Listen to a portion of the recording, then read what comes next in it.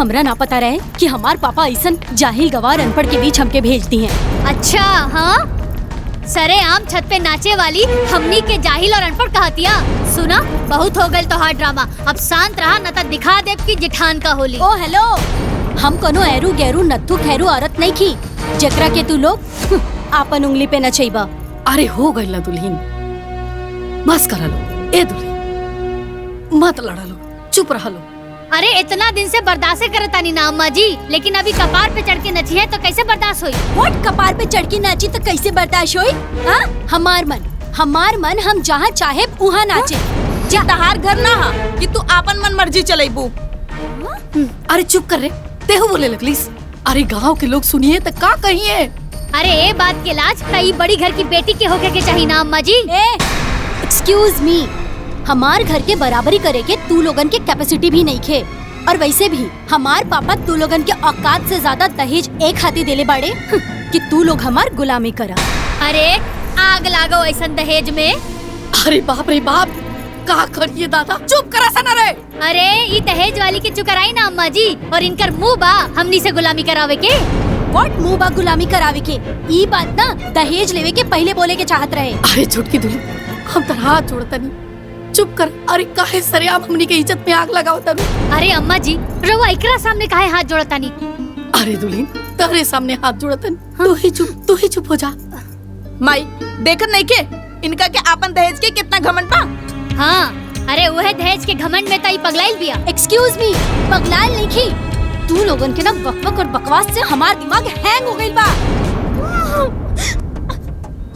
शांत शांत। ठीक बा अम्मा जी, हमरा के अनपढ़ गवार जाहिल लोग से बात करे के नहीं खे। ठीक बा, हमके चाय चाहिए। हाँ? हमरा के चाय चाहिए, बड़ी आई चाय वाली। हाँ?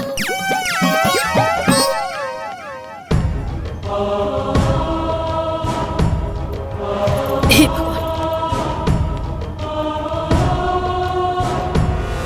हाँ ये गजबे बड़े घर की बेटी।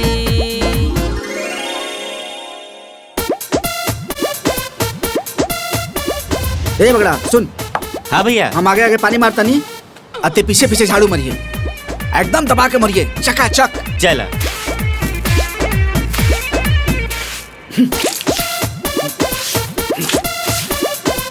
ए, पागल हुए का? खतर मार जाला, दबा के मार।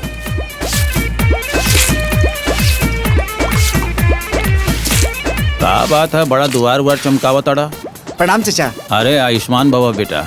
वो कहा कि छोट भाई के बर देखवा लो के आवन जावन लगा रहता, कब होने से कब होने से, कब कहने से क्या जाता पता नहीं है। ऐसे भोरे भोरे उठ के अम्मी के साफ सफाई करता जा। बहुत जरूरी, कर डाला जी। अब मुँह कता रे, जल्दी जल्दी बाहर।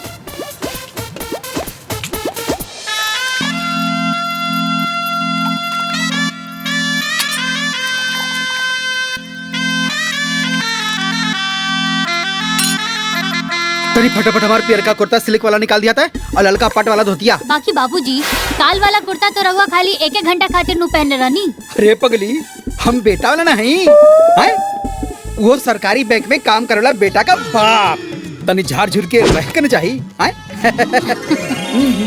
ए सुनो तारू। हाँ, कपड़वा ना निकल होगा हो? बस निकाला तनी जी। बे कब कह के गनी हम? भाभी, इमा में से कौन सा नमकीन चाय पे दिया? अरे बाबूनी, हाँ, जो पहले पैकेट खुलल बा ऊ खत्म होई तब ना ई खुलाई। हाँ? अरे दुल्हीन, हाँ? इलायची वाला चाय पत्ती कहाँ भाव? सब क्यों दम धरा, हम सब क्यों के समस्या सुलझावतानी। हाँ, रुकी।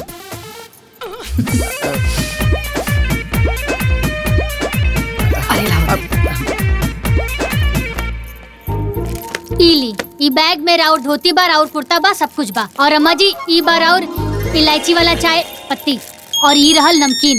ई खुलल बा, पहले ई खत्म होई तब दूसर खुलाई जाई। सुनो। हाँ, तारा माई के फोन आइल बा? माई के फोन? हाँ। माई, प्रणाम माई। खुश रहा बिटिया। कहाँ बाड़ू बबनी, आजकल तार फोनवे नहीं खेलागा। अरे का बताई माई, जब से देवर जी के सरकारी नौकरी लागल बा ना, तब से छाल छील के रख देले बा। इतना बरतुआर लोग आवता कि दिन भर चाय नाश्ता बनावे में गुजर जाला। भैया, बरतुहार लोग आ गइल बाड़े। 4 लोग बाड़े। लो बरतुहार लोग भी आ गए। अब हम जा तनी कपड़ा पहने।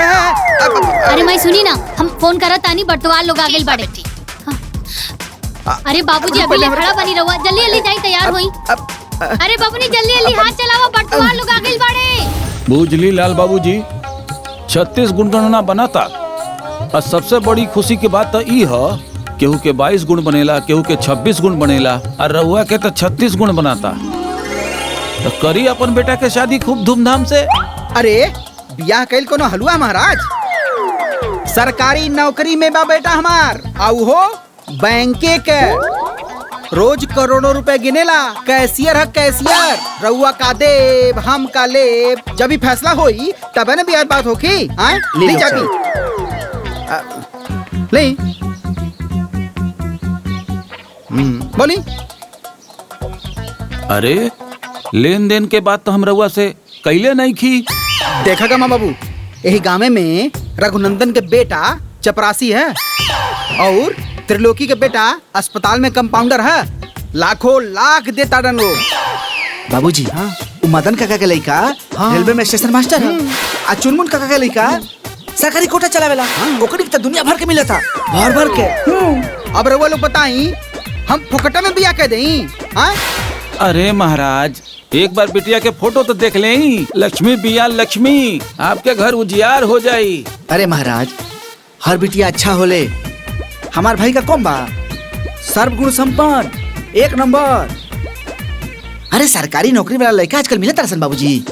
दिन में लालटेन लेके घूमे न तबो ना मिली। अरे मुंह मत देखी, सोची। मतलब बिया ना कल जाई। अरे करही खाती तपति होता नहीं। देखी रउआ लोग आपस में सलाह मशवरा कर ली, हमारा के कौनो तय नहीं खे। जब हमनी के बात जम जाई तब बिया हो जाए, ठीक है? अरे महाराज ना मिलेला। हरल का प्रधान। हाँ अरे रउआ लोग जाई और रउआ लोगन के आवे दी, ठीक बा ना? प्रणाम। आई आई आई आई प्रणाम।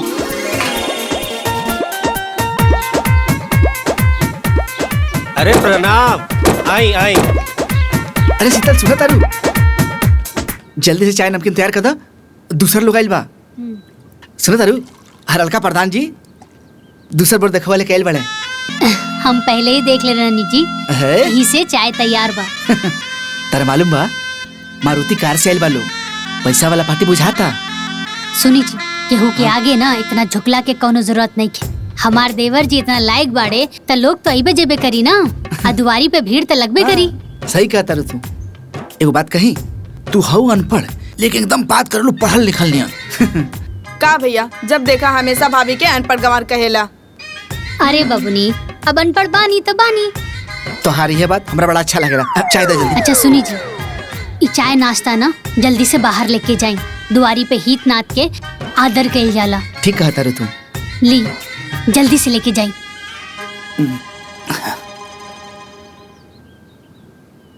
अब देखी ना हरल का प्रधान जी। अब का ई हरल का प्रधान जी, हरल का प्रधान जी के रट लगौले वाला प्रधान कहा ना? हाँ वह प्रधान जी, हमके आवे जावे वाला लोग के स्वागत करे के बा। बाकिर भी आवा त सोच समझ के ना फाइनल करे के बा। काहे से कि हमार बेटवा सरकारी बैंक में हेड कैशियर बा, रोज करोड़ों रुपए गिनेला। सिर्फ गिनते है ना। अरे लाल बाबू साहब, हम ही कहत रहले बियाहे से पहले दाएं बाएं आगे पीछे सब देखेला। तनी चली ना, कुछ रउआ से बात करेगा बा। आई। अच्छा रउआ लोग आए चाय पी। आप लोग पी आई।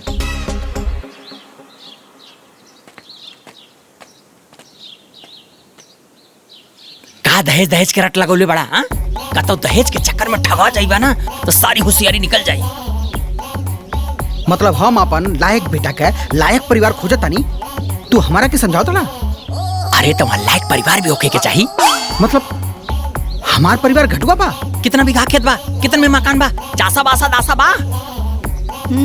मतलब तू हमरा के हिसाब ले आल बड़ा कि बरतुहार लेके आल बड़ा? आए वो लायक ना बने तो काहे बहस करता रहा हैं? अरे हम चाहतानी कि तू दहेज के चक्कर में खड्डा में मत गिर जा बस। हम पागल नहीं खी, हमरो के आँख और कान दोनों बा। हजार का बाजार फोकट में नहीं खिला का प्रधान। मुझला इस जवाहर में केहू का बेटा बा हमारे बेटा का लायक आए? हमारे बेटा हेड कैशियर बा, वो सरकारी बैंक में रोज करोड़ों रुपए गिनता। अरे तो सिर्फ गिनता रखत ना बा ना। रखिए प्रधान जी, देखिए जब एक दिन हमार बेटा बड़ के घर में बहू लेके आई तब तू देखबा प्रधान। कर बड़ के घर में बियाह करबा। जलन खोर कहेंगे सब जरूरत हम देख के। चल दुल्ही।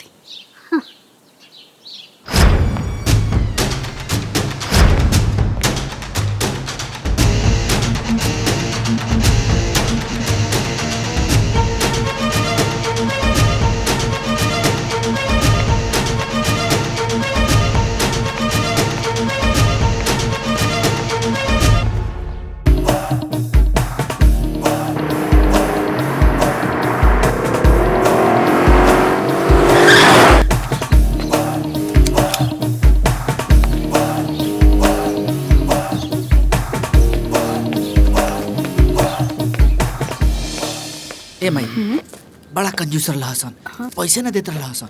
हाँ ए माई इली सामान।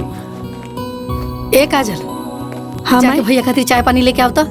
सुन, खाली पनी मत लइए, मिठाई उठाई खा के बाबू पानी पिए। ठीक बा बाबूजी। राहुल, हाँ भैया। काजल के एडमिशन वाला कोचिंग में बात कैला है? अरे एकरा में बात का करे के बा, पैसा दे के एडमिशन करा दिया जाए। जाना तारा भैया, आज दूगो पार्टी आए रहल। एगो पार्टी मोटरसाइकिल से और दूसर मारुति कार से। एगो पार्टी तो हरलका प्रधान जी लेके आए रहे हैं। अरे पगला प्रधान के बात मत कर, हरलका प्रधान के बाबूजी से बक्सा कर ले सर। वही कहे ना, सरवा हमारा के चिंदी चोर समझत रहे। अरे हमार बेटा ओले कैले बानू ताव ना बानब का आए? कहीं भी एरू गरू के यहाँ अपने बेटा गंबिया थोड़ी न कर दे। दमदार पार्टी चाहिए, दमदार।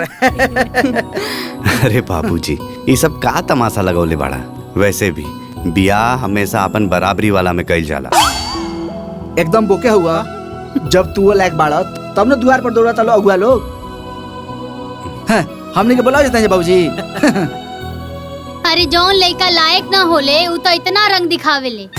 आ हमार देवर जी लायक बाड़े ता हमनी के काहे ना रंग दिखाई। हाँ भला बताओ, सब केहू अपना बेटा बेटी के बियाह खातिर बड़का बड़का घर खोजेला, तो हमनी के भिखारी खोजी सन। तू लोग तो एकदम फुल प्लान करके बैठल हुआ। है बेटा, प्लान ना है, ये हमार किस्मत बा, ये हमारे परिवार के किस्मत बा। तब ना तू ओला कैले बाड़ा, तब न लुआ के डुमलिया खाता। अरे इतना अकतैला के कौनो जरूरत नहीं के। हमार देवर जी के बियाह एकदम छाट के बियाह होई।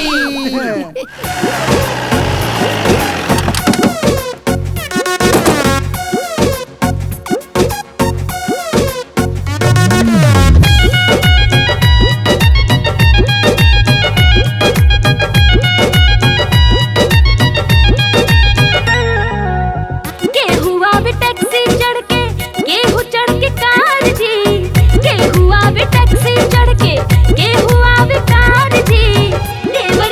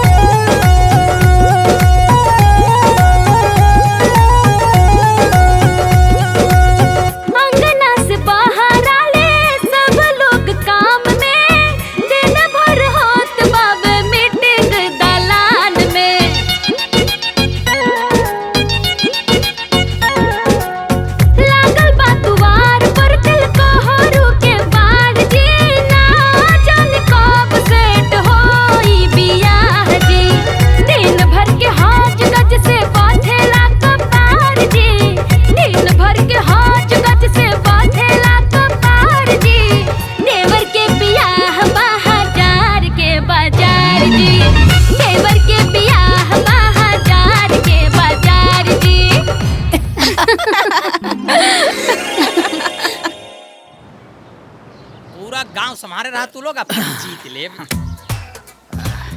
का हो सरकारी नौकरी वाले बेटा के बाप, बियाह तय भइल की ना? अब रउआ बताइए हरलका प्रधान जी। अरे मर्दवा, हरलका प्रधान बोलब जरूरी बा का? अरे रउआ प्रधान जी भी बोल सकेला। हाँ हुआ प्रधान जी। अब केहू आके कहता कि हमार बेटी पढ़ल लिखल बिया बाकिर दहेज नहीं खे, केहू आके कहता कि हमार बेटी सुंदर बिया बाकिर दहेज नहीं खे, केहू कहता कि हम खानदानी बाटी बाकी दहेज नहीं खे। अब रउआ बताई महाराज, जब बड़का बड़का घर का लोग हमारे घरे डेरा डलले बाड़े तो हम काहे छोटे घर में बिया करी? हमार बेटा बड़ा नौकरी में बा तो बड़े घर का पतो लाई। हाथी कीन लेला से क्यों बड़का आदमी ना हो जाला? अरे हाथी किनला से पहले ओकरा राखे के औकात होखे के चाहिए। मतलब तू का कहल चाहता रहा? बेटा नौकरी में का हो गई, तू तब पगला गई बड़ा हो। तोहार औकात बा बड़का घर में बियाह करे के। हरलका प्रधान, तोहरा घर में तो कोनो प्राइवेटो में भी सरकारी चपरासी भी ना बा, तो तोहरा के हमार बेटा के नौकरी कैसे बर्दाश्त होखी? हम सब समझतानी। आज पूरा गांव के मुँहे माटी लगल बा। काहे मुँहे माटी लगल बा हो? तोहरा कंगाली में एगो नौकरी का मिल गई, तू बड़का राजा बुझता रहा। अतना का भिखारी बानी? अरे हमारे द्वारे पे बड़का बड़का लोग आवता, हमार मान प्रतिष्ठा बढ़ता, ई तोहरा के कैसे बर्दाश्त होखी, कैसे निमन लागी? अब तू हमारा से बतियावा लगनी खे, तू भागा यहाँ से। तय भाग, तय भाग, तय भाग। अब मुँहवा गोबरा फेंक दे। हम तो कहीं लौटाई दे, जौन बाटा इतना बड़ा। चला हो, दिखा दे लौटायस बाटन। जब देखा हरलका प्रधान बोली।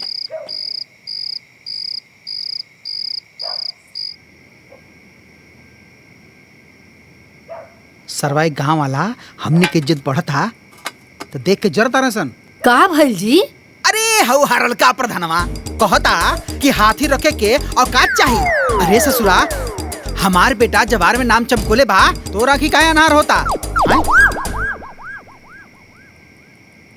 अरे बाबूजी, तो ओकरा पास ये सब बतियावे कहे जाता रहा तू? अरे हम बतियावे ना के लनी है, वो तो हम गोबर फेंके के लनी है तो मिल गई। अरे उनके मन में डाह बा बाबूजी, उनके भतीजा के त पैदलो भी बर्तवार नहीं खियावत सन, लेकिन हमार देवर जी के 4 पहिया से आवत अड़े सन। अरे काहे नहीं हसन, हमार भाई हेड कैशियर बा बैंक में, वो सरकारी। हाँ।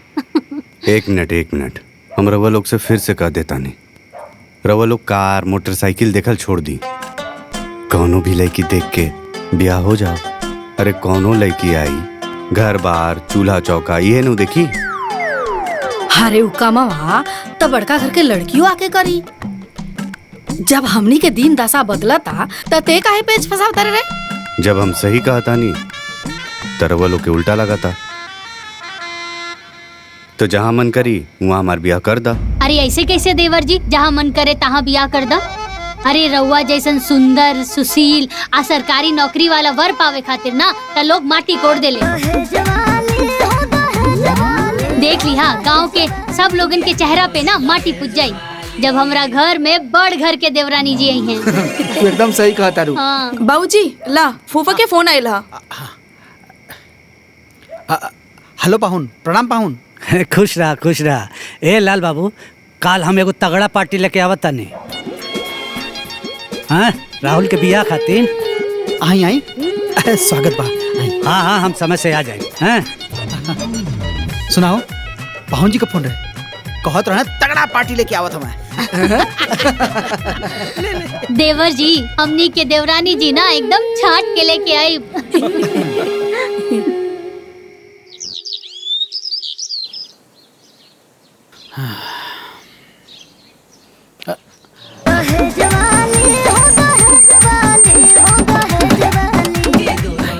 प्रणाम। नमस्ते। खुश रहा। नमस्ते। आई चले, बैठी। आई बैठी। यहाँ कहीं चंदन बाबू PWD में इंजीनियर हैं, और चंदन बाबू यहाँ कहीं लाल बाबू लड़का का बाप। चाय ली चाय। हाँ ले। ए अम्मा जी, दुल्हनिया के पापा तो इंजीनियर हवन। अरे इंजीनियर की बेटी हिया। ये दुल्हन और तो हरलका प्रधानवा के मुंह में ना कोरी का पता चाहिए। देखी हमरा एक्के गो बेटी बिया, बहुत दुलार से पालन पोषण कैले बानी। अब हमरा के ओकर बियाह करे के बा। हम अपना तरफ से कोनो कसर न छोड़ब। अगर रउआ के तरफ से कोनो मांग होई तो बोली। बोला लाल बाबू, दिल खोल के बोला। तोरे बेटा के बियाह बहुत बड़ घर में करवावत बानी। अब हम का बोली आए, रउआ इतना बड़ इंजीनियर बानी, इतना धनवान आदमी बानी, अब रउआ शौक भी रखे ना, तो अब हम का बोली, रउआ बोल दी। लड़का तो हार तू बोलबा कि दूसर के हो। एक मिनट देखी, हमरा के ज्यादा लाग लपेट करे ना आवेला। रउआ एगो बात बताई, रउआ के गांव में सबसे ज्यादा दहेज कितना मिलल बा? 8 लाख मिल रहा है रामलाल काका के लिखा के। वो हमारे गांव में एक जने हम रामलाल, उनके 8 लाख रुपए मिल रहा है। तो हम रउआ के 11 लाख दे।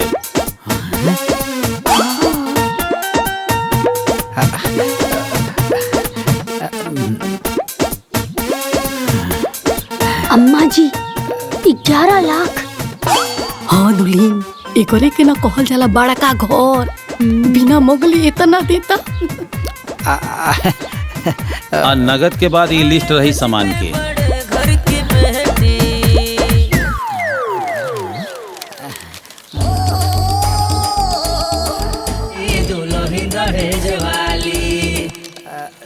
लिस्ट तो बड़ा निमन बा। आप देखी सब तो ठीक बा, अब अमाउंट तो सब ठीक बा। ये जब कार बा ना, अब हमनी के कार का कौन जरूरत बा? मोटरसाइकिल तही पे करे, वही का रुपया दे देवल जाए। ठीक बा, आगे।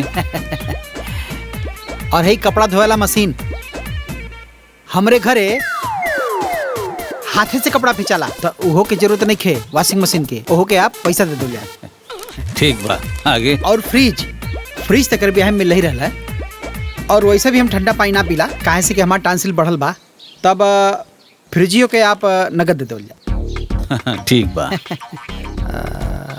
हाँ, मिक्सर हमनी के घरे आज भी मसाला सील लोढ़ा से पिसाला। हाँ, यहू की जरूरत ना है, ओहो के आप पैसा दे दो। ठीक बा। बाकी तो सब ठीक है, ठाक लगता। ए भाभी, वो देखा उतना बड़ा लिस्ट बा। ता बिया तय समझल जाओ। अरे अब यहू में कोनो शौक बका। अगर रउआ मन में कोनो और इच्छा हुई तो बोली। अरे नाना महाराज, रउआ तो हमने के सोच से भी बेसिए देता नहीं। अरे सार राम, तनी अपने मलकिनों से पूछ लेता कि उनके मन में का है। का हो? हाँ तो कुछ बोले के बा? ना जी, जब यहाँ लोग बिना मंगले इतना देता नहीं तो का बोली। अम्मा जी फोटो खातिर पूछी ना। ए जी, अरे दुल्हीन ना लड़की के फोटो खातिर कहत रही। दा दा दा, ये अभी के बा, सबके दिखा दा। अब देखी ना, इतना जने आइल ना, इतना जने गइल ना, और कहीं भी बियाह तय ना भइल। हैं? रउआ पट से नहीं, चट से बियाह तय हो गइल। एक कहल जाला लिखन। तब आगे? अरे आगे का, रउआ मालिक है, रउआ अगुआ ही, जैसे जैसे कहल जाई वैसे वैसे बियाह होई। और का? तो ठीक बा, हमन का दिन पता रख के तो के बता दे हैं। ठीक बा। चला ताली जा। प्रणाम। आई।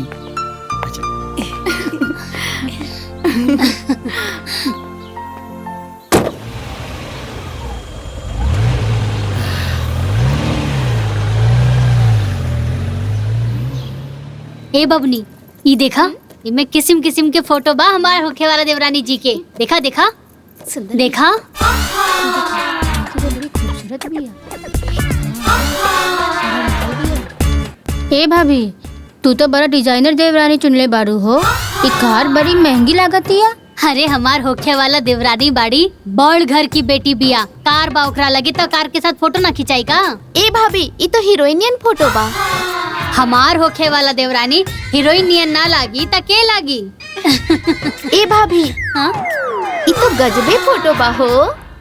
का हर फोटो में तू लोग नुक्स निकाला तारू? स्टैंडर्ड लोग ऐसे फोटो खिंचावे ले। जहिया हमार भाभी आ जिए ना, ऊ दिन देखिए तू लोग आग फाड़ के। अरे बबनी, वीआईपी घर की बेटी बिया, बहुत बड़ घर की बेटी बिया, अब ऊ ना ऐसन ही फोटो खिंचावेली। और पता बा हमार देवरानी जी उका दू ये पढ़ ले बिया। हाँ ये तू तैयारी कर ला। हाँ वो आई तो तारा के ट्यूशन पढ़ाई। अरे जाई जी रउआ देख लिया कैसे वो हमारे हाँ, आगे देखे, पीछे देखे। रही। हाँ देख लिया। ए भाभी तिलक कहिया बा? अरे बबनी बड़ घर में बियाह होता तब बड़ तरीका से ना होई। सारा व्यवस्था उहे लोग देखा ताड़े। और पता बा सबसे पहले छेका होई वो VIP तरीका से।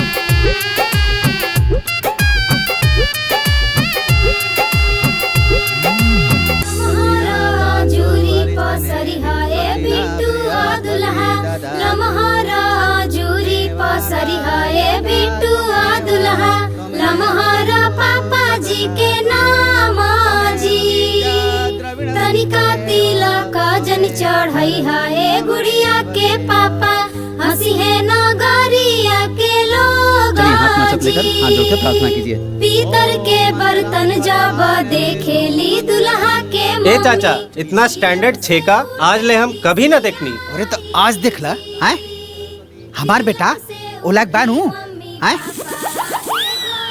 अरे सरकारी बैंक में कैसी रहे रोज करोड़ों रुपए गिने ला तोरी तरफ से ना। रे गोबरा VIP रिश्तेदार बा तो छेको VIP न हुई। हाँ बबुआ ई तो अभी छेका हो। बियाह में देखियो अरे तू कौना हॉल में बारात जाई। हल्दी मेहंदी और बारात में सबके बुलावा बा समझला। अरे तो तू कुद कुद के खूब नचिया। बिल्कुल नाचब फूफा जी। हाँ। हमार देवर जी के बियाह बा खूब नाचे भमता।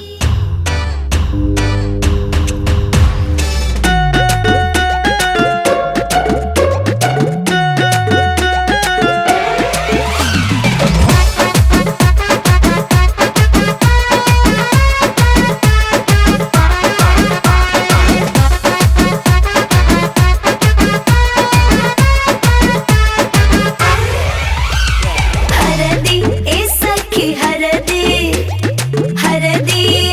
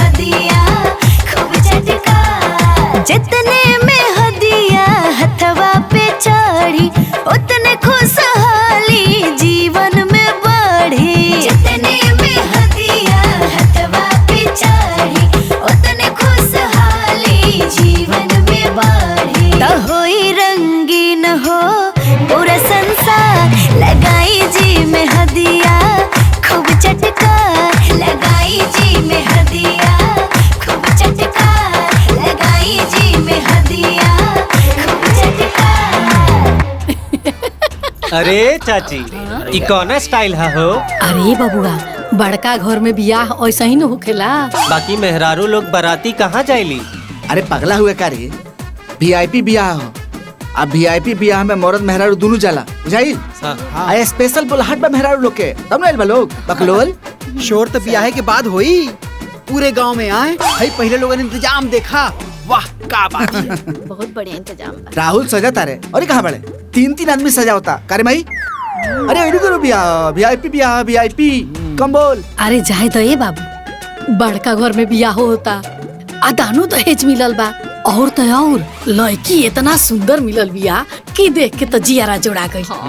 अरे खुशी के ठिकाना नहीं के ओकर। ई सब फूफा के करतब ह।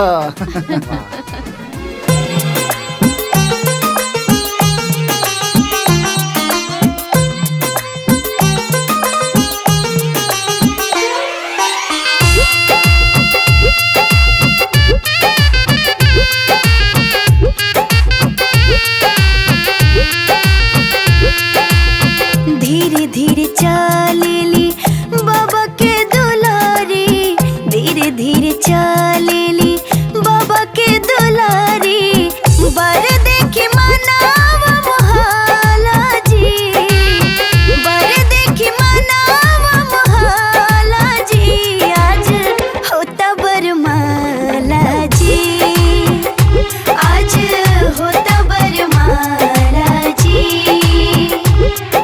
नैन मिले जब नैना से, चैन उड़े तब नैना से, नैन मिले जब नैना से, चैन उड़े तब नैना से, मने मन जोड़ी मुस्काला जी, आज होता बरमाला जी, आज होता बरमाला जी।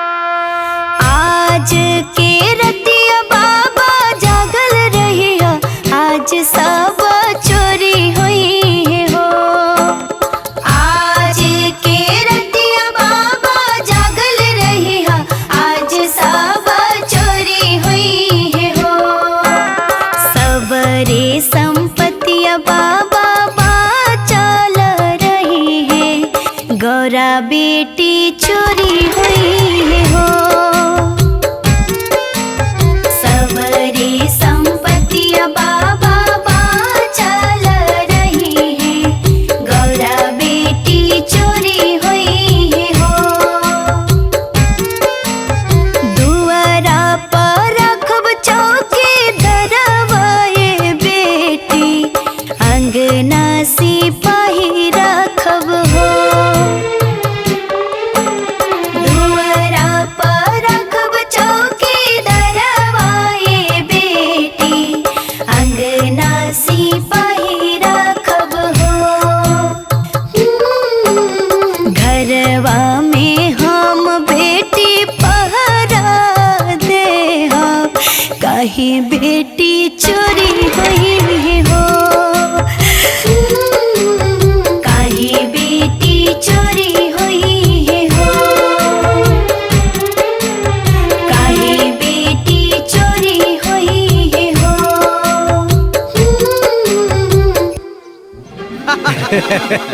अरे बाप रे बाप, हे भगवान, भाई देखा ना, भाई सबके खातिर कुर्ता, भाई सबके खातिर धोती, और तो और जितना बराती गए हैं सबके एक कंपनी का घड़ी सबके देले बा, हर बराती के देले बा।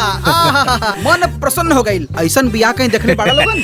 अरे महाराज ब्याह के करौले अरे एकदम सुपर बार रिश्तेदारी, सबके खातिर अलग अलग व्यवस्था। सही बात बा। अरे मामा, एक नंबर के समधियान मिलल बा बाबूजी के। सही काला बेटा, एकदम स्पेशल। और तो और जे लोग देख के हमसे जरूरत रहे ना ओकरे मुंह पे करिखा पोता गेल होई करिखा। तनी सुना 4 ठो मिठाई ना भेजवा दिया ओकरे के हम। जब मिठाई का स्वाद चखी ना ओके अंदाजा हो जाए कि कैसन घर में बियाह भइला। अरे बेटा अगर इतना अकल हो तब प्रधानी न जीत जात। सही कहते सही कहनी। मालूम है पप्पा जी माई खूब उर्दू कैलस एकदम गर्दा। अब रहुए सब बताई हमनी के तो ठहरनी पुराना जमाना के हमनी के का पता बा कि हल्दी कैसे होखेला मेहंदी कैसे होखेला और हई बरमाला। अरे बड़का बड़का में होइबे करेला। राहुल कमाई तू बड़े घर के बेटी का सास बनिए गईलो। आ तू ससुर महाराज।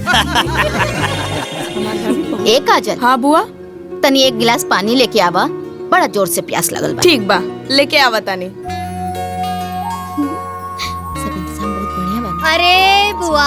अरे बुआ खाली पानी ना पी, लड्डू खाई फिर पानी पी। ए बबुनी रउआ लोग भी खाई लड्डू। अरे देवर जी के ससुरारी से आइल बाली। 2-4 गो लड्डू खा के तू पानी पी लो। ऐसे कि ब्याह में नाच नाच के देह में कमजोरी जा गई हुई। अब ऐसी मत बोली, घर में भवे आ गइल बा, अब डायरेक्ट आंगन में आवल छोड़ दी। ए फुआ देखत रे छोट भाई के ब्याह का भइल हमरे घर में हमरा पर नो एंट्री के बोर्ड लग गई। नींबू पानी पुराना रीति रिवाज। अब खड़ा का बनी जाई ना दुआरी पे। अरे जाता नहीं तो नहीं कर लोगन। अब जाए तो दुल्हन तोहू के आराम मिल गई। हाँ मामी 2.5 साल से नैहर ना गइल रहनी, अब छोटको आ गइल बा तो 10 दिन खातिर नैहर होके आई। ए भाभी कन्या के मुंह ना दिखाईबू। अरे बबनी बद कहीं में तो हम भुलैया गई नी। अभी हम तैयार करके लेके आओ तानी, तब तक लड्डू खाई ना। हाँ, ठीक बा। अरे बबनी खा लाना जल्दी से। अरे वो खाई ना दीदी। छुटको। अरे देवर जी वो का करत तानी? अरे जाई दुआरी पे। काहे भाभी? दुआरी पे हित पाहुन बैठल बा, का कही लोग जाई। हाँ ठीक है।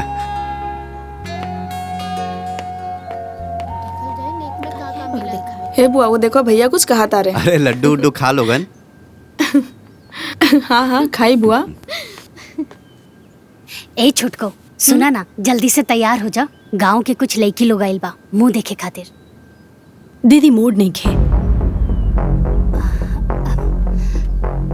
फिर आके आराम कर लिहा, अभी जल्दी से तैयार हो जा। हाँ हम कहनी ना हमार मूड नहीं खे। तनी जाके चाय बना के ले आई।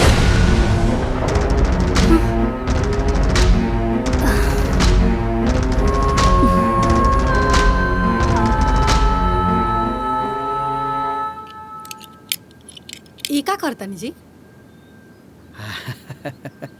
ई जोन दहेज का नौका सामान मिलल है ना कुल बड़के कमरा में बंद। अरे रंग रंग के किस्म किस्म के सामान मिलल बा। तो सब कमरवा में रख दे तब घरवा भर न जाई। पगला गेल बाड़ू का? ई कुल सामान जोन है पुरन के घरों में रख देई, खराब ना हो जाई। अरे जब हम नया घर बनवाई तई कुल सामान वो घर में रखा। ठीक बा ना? काहे से कि हमार बेटा सरकारी बैंक में बा, वो कैशियर रोज करोड़ों रुपए गिनता। ऐसे ऐसे ना रखाई, बड़ा सा महल बनी, वही महल में कुल सामान रख जाए। पूरा गांव देखी और तो और हरलका प्रधानो भी देखी। बुझलू? हैला चाबी रखा संभाल के, ठीक है ना? ठीक बा। का करी अम्मा जी? ही आई ना।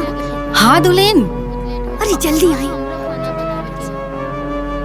का भइल हो? काहे परेशान बड़ो? अम्मा जी हम छुटको के कहनी है कि तैयार हो जाओ, मुंह दिखाई करे के बा। हमरा की झट से जवाब दे देलस, हमरा की तो काठे मार देलस। का कहलसी हो? कहा तिया हमार मूडे नहीं खे। का? ओकर तबीयत तो ठीक बानू? अरे बैठ के मोबाइल देखा तिया। अब का होई अम्मा जी, गांव के लड़की लोगन के सामने तो बेइज्जती हो जाई। दीदी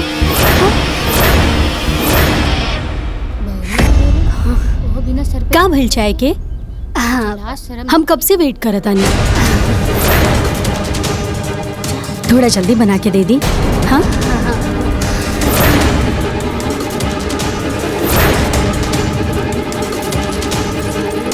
ए काजल। हाँ माई। अरे छोटकी भौजी के ना माथा में दर्द बा, तनी चाय बना के दे दे। अच्छा देत बानी। चलल जाओ का? कुछ लाज शर्म नइखे का? ए भाभी, नई की कन्या के तबीयत तो ठीक बनू? उ का बाना कि बड़ घर के बेटी बिया, चाय पिए के आदत बा। रवा लोग बिहाने आइम, हाँ अभी जाई। ठीक। हाँ ठीक बा, चलो बिहाने जरूर रही लोग। हाँ चलिए बुआ। मान हो भैया नहीं कन्या। चलो ए बहन। आपकी चाही जैसे जीत ले भी हरलका प्रधान के बदनामी हटाई देगी। अरे कहाँ गई रहलू बच्ची लोग? दुल्हनिया देखे गल रहनी हरलका प्रधान चचा। अरे प्रधान चचा भी कह सकेलू, अब हरलका प्रधान बोलब जरूरी बा का? अच्छा वो है कन्या देख के आवता नहीं। अच्छा ता का सही उ दोनों बड़का घर के हईं? तबे तो वो बड़की पतोहिया से चाय मांगतिया, वो भी अंगना में खड़ा होके। अच्छा और काका भैया? अरे चाचा, कन्या अंगना में खड़ा होके कहतिया हम कब से वेट करतनी, चाय अभी लेना आइल। अच्छा हाँ चाचा, सभी लोग लजा गए। चल रे नया जमाना के नयका पतोहिया। हम कहनी है कि दहेज के चक्कर में ठगा जाइबा सरऊ, लेकिन ना हमसे अंग्रेजी बतियावत रहे।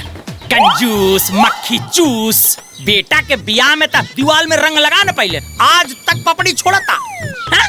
बेटा नौकरी का पागल सरकारी तो फूल के हनुमान जी हो गईलन, अपने औकात से बाहर चल गईलन। हाथी सब केहू कीन सकेला, लेकिन ओकरा राख ना सकेला। भोगा सारे अबे और भोगबा जब आइबा हरलका प्रधान जी तब तो का हम बताई। चलो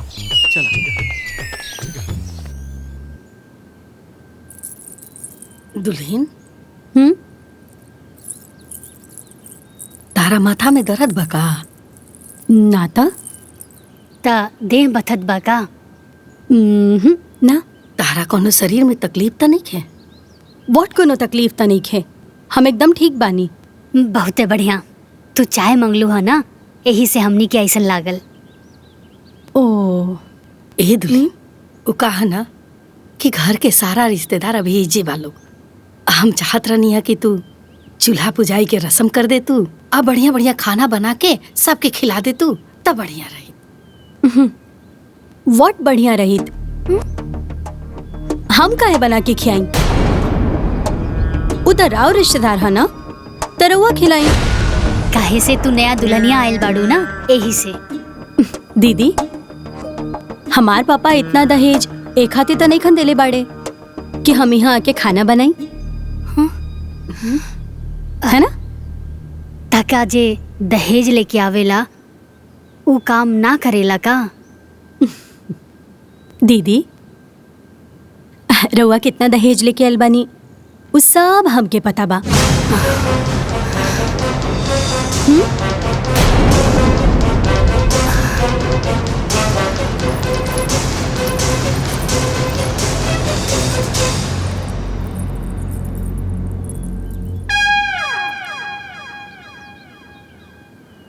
ए अम्मा जी, वो कैसन बोलत या जी? अरे उता ठीक बा, अब ई सोचा कि इज्जत रही कैसे। माई, फूफा के बुला के पूछल जाए, ऐसे घर में कैसे ब्याह करा देने? पगली पसंद हमनियों का न कले बानी सन। अम्मा जी, अगर घर के इज्जत बचावे के बा ता लोग से झूठ तो बोले की पड़ी ना। ए दीदी, कन्या के चूल्हा पूजन करवा देती तो हमनियों के अपना घरे दुआरे चल जाइब जा। अब कितना दिन चूल्हा पुजाई के इंतजार करबू? का है दीदी? का है ना मामी जी, सब घर के अलग अलग नियम होला। छुटकी के घर वाले कहवले बा कि 1.25 महीना ले छुटकी चूल्हा ना पूजी। का है? अब सबके ना सहाला ना। ना ओसे का भइल? अब ई सब खातिर केहू के घर के नियम तोड़ल ठीक नहीं खेलो। 1.25 महीना बादे चूल्हा पूजी।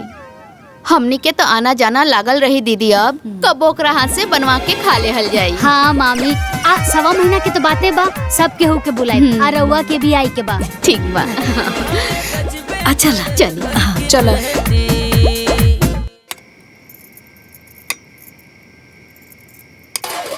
ए बबनी, ले जाके अगल बगल के घर में दे आवो, ओकरा बाद में ना पूरा गांव में बटाई, ठीक बा ना? बाकी घर के भी तैयार रखा लोग, हम देके तुरंत आवतानी। हाँ। लेके जा जल्दी से। ए अम्मा जी, और केकरा घर में जाई? ए दुले, जेकरा जेकरा घरे भेजे के बानू ओकरा घरे भेज दा। अरे हमार तो एकर बुद्धि विचार व्यवहार देख के ना गाछी पे के चढ़ल मन भुइया गिर गई। का हो घोर भर गइल ना? भौर भर गई। अब इज्जत बाचे तो जानी का? अरे का बताई हम रउआ के हियाज के आइल कनिया चुटू चुटू जवाब देतिया। का बोलतिया? का बताई बाबूजी कि का कहतिया। अरे मुंह दिखाई के भइल त कहतिया हमार मूडे नहीं खे, और जब चूल्हा पुजाई के भइल त कहा तारी कि हमार पापा जी इतना दहेज खाना बनावे खातिर थोड़े ना देलन। ऐसा कैसे? त जाई जाके पूछी। माई अरे हाँ बबुआ। पूरा शादी बियाह रउआ लोगन के मर्जी से भइल बा। रउआ लोगन खुश तो बानी ना? अरे हाँ बेटा, अब खुश ना रह जा तो कब खुश रह जा? लाखों में एक समधियाना मिलल बा, अब करोड़ों में एक पत्तो मिलल बिया।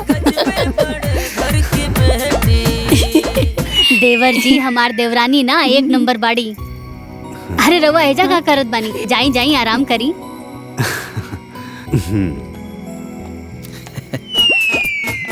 अब भगवाने जानस का होई दादा। अरे कुछ ना होई, अभी नया नया बिया, सिस्टम समझ में आई, सब ठीक हो जाई। ठीक है ना? हाँ? ए अम्मा जी ठीक हो जाई ना? भगवान जानस सुधरी की ना।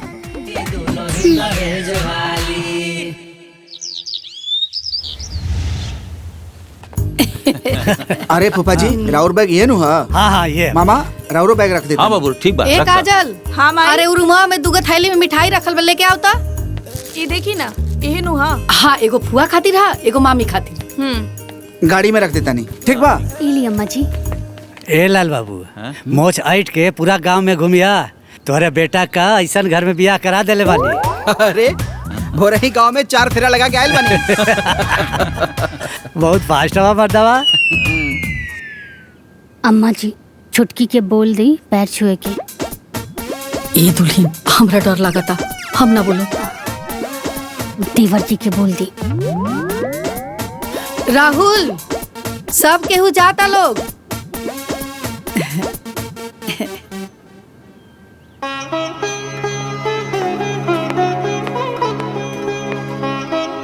खुश रह। हाँ खुश रहा खुश रहा। खुश रह बेटे, खुश रहा खुश रहा। खुश रहा। संस्कार इतना सुंदर बा तो गुण कितना होई।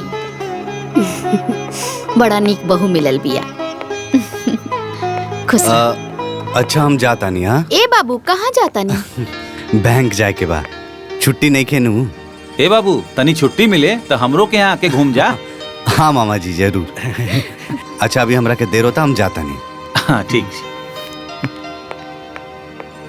हमनियों के बहुत लेट हो जाए, अनहार होता। चला जाओ ठीक जल्दी। बा, चला तनी। ठीक। हिला लोग हो, चल जल्दी चला। चला लोग जल्दी चला। चल। आवा।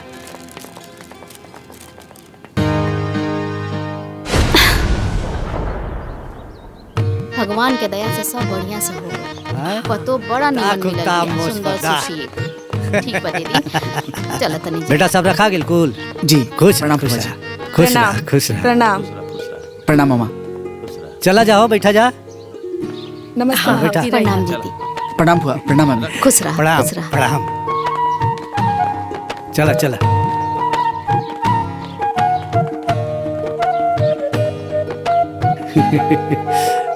ठीक बा फूफा जी, पहुँच के फोन करे।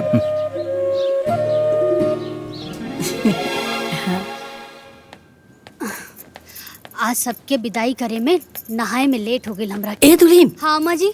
अरे आज देख लू कितना संस्कारी नियन आके सबके पैर छुलसिया। हाँ अम्मा जी, भगवान के कृपा बा की इज्जत बाच गई। भगवान करस ऐसे ही ओकर अकिल बुद्धि बनल रहे।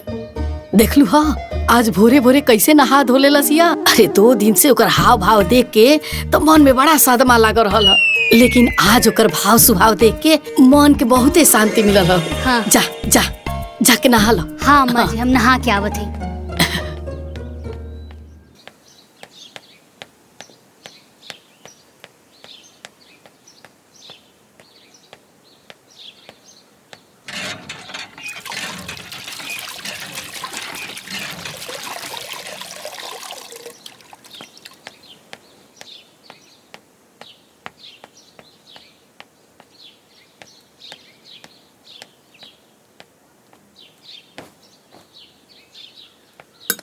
अम्मा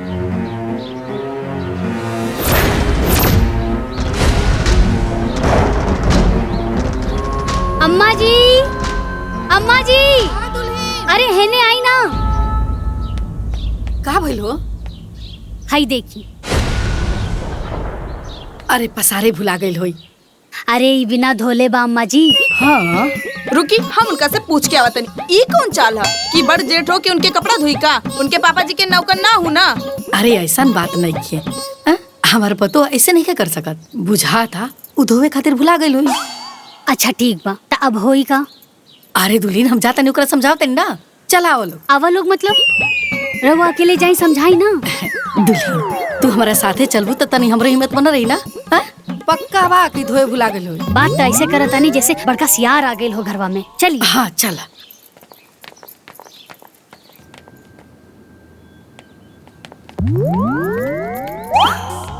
ए दुल्हीन तू ही पूछा ना। हम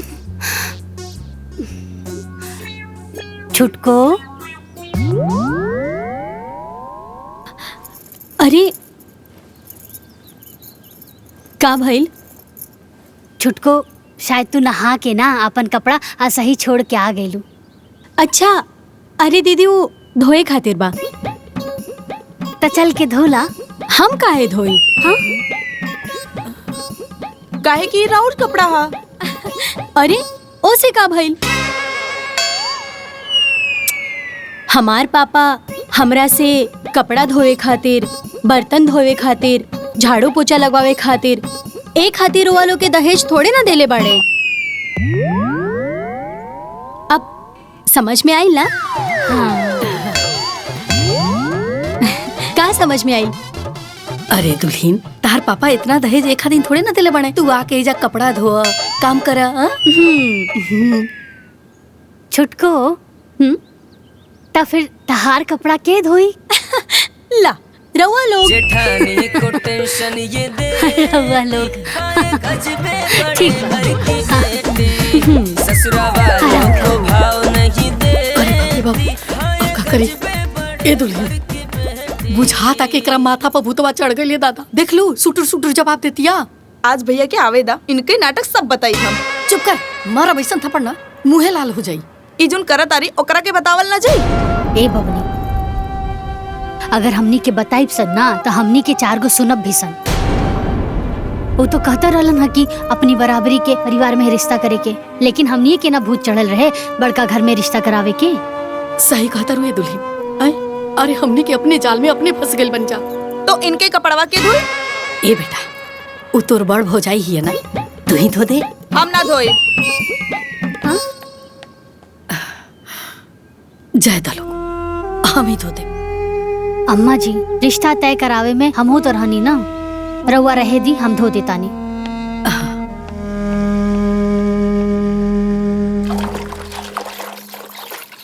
अरे जितना डर देवर जी से ना लागत रहे उससे 4 गुना ज्यादा था ये देवरानी से लागता। हमार सास पतो के तक किस्मते खराब बा। अरे जौन काम के कल्पना ना कहले रहनी उहो करे के पड़ता। कहो कपड़ा धोए तरु का? ना कबड्डी खेलतानी। खेलब जी। काहे ऐसे बोला तरु हो? तरवा काहे ऐसा सवाल करतानी? हाँ आ जाई ना अपन दूसर काम करी। हड़कईबू आ ना जाएम तब? हैं? ना जाएब ना तो यही पानी से रवा के धो दे। जाता नहीं कि ना? अजीब हाल बा भाई। ससुरा वालों को भाव नहीं देती। हाँ ये गजबे बड़े घर की बेटी। एक आजल काम आई। आए देखना, आए छोटकी भौजी के ना ले जाके नाश्ता दे दे, ना तो बाहर आके चिल्ला के ना हमर सब तोपल झाकल इज्जत उहार कर दी। हम ना जाइब। अरे पगली तू चाहता रे कि हमर तोपल झाकल इज्जत सब उखार हो जाए? ना नू ना हम ना जाइब। अगर कुछ बोल दिए तो हमार खीस पड़ जाई। ए बेटा हम तोर माई नु हई, माई के बात ना मनबे। हाँ चल चल के दे दे। कुछ बोल दी है ता?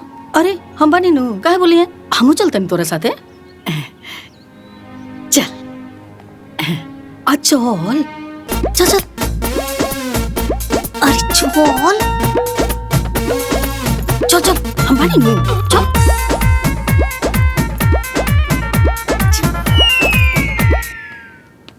भाभी नाश्ता। नाश्ता में का बनल बा? पूरी सब्जी। छी, पूरी सब्जी मॉर्निंग में के खाएला? हमरा सूट ना करेला। हमरा खातिर दही कचौड़ी लेके आई। बाकी बनल तो इहे बा। व्हाट? बनल तो इहे बा? हम कोनो जानवर तो नहीं खी कि हमरा के जॉन ऑफर होके हम उहे खाए, है ना? हम का करी भाभी? व्हाट? तो हम का करी भाभी? जाई जाकर बना के लेके आई दही कचौड़ी, सिंपल। काहे कि हमार पापा एक हाथी दहेज त नहीं खन देले बाड़े कि इहे खाए के बा तो इहे खाए के बा, ऐसे ही रहे के बा तो ऐसे ही रहे के बा, है ना? बड़ घर में शादी करे से पहले सोच लेवे के चाहिए ना? हाँ, अब सोच का रहल बानी। जाई। हेलो। हाँ भाभी। दही में शुगर डाल के लेके आई। ओके?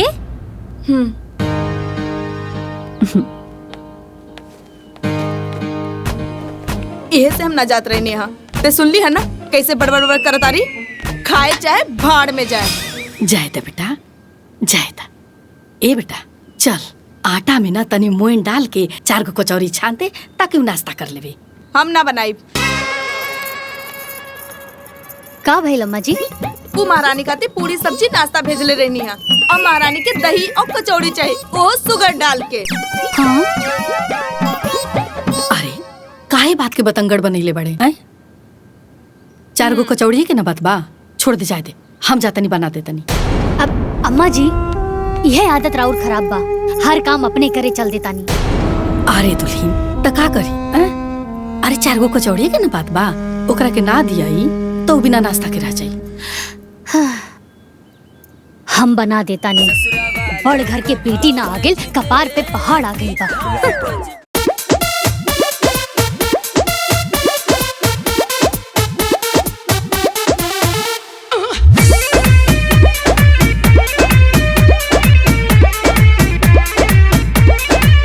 लेके आइली दहेज साथे पलंग कुर्सी मेज नई हर से। लेके आइली दहेज साथे पलंग कुर्सी मेज नई हर से। एकर देख के पुटानी सब कर बढ़े परेशानी। ससुरा वालों को भाव नहीं देती। हाँ ये गजबे बड़े घर की बेटी। ससुरा वालों को भाव नहीं देती। हाँ ये गजबे बड़े घर की बेटी।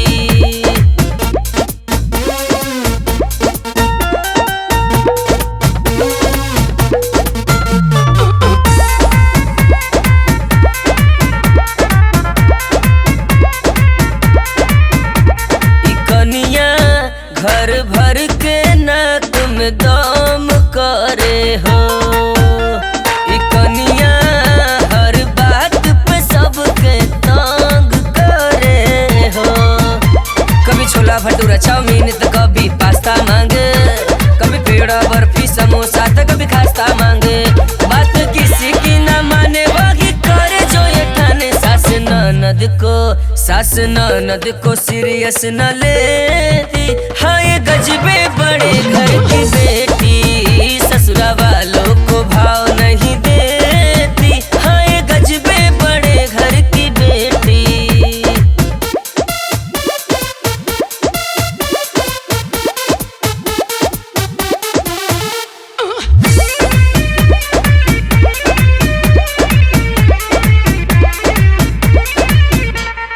कनिया बड़का घर के रुबाब दिखावे। कनिया दहेज के हिसाब बैठावे। बोलो कभी जूस मांगे कभी लस्सी तो कभी मांगे पिज्जा। करे अलग अलग फरमाइश सबका हुआ नतीजा। चाहे बड़ा हो या छोटा असर कुछ भी न होता। जेठानी को टेंशन ये देती। हाँ ये गजबे बड़े घर की बेटी। ससुरा वालों को भाव नहीं देती। हाँ ये गजबे बड़े घर की बेटी। बाप रे बाप। खतरनाक है ये तो।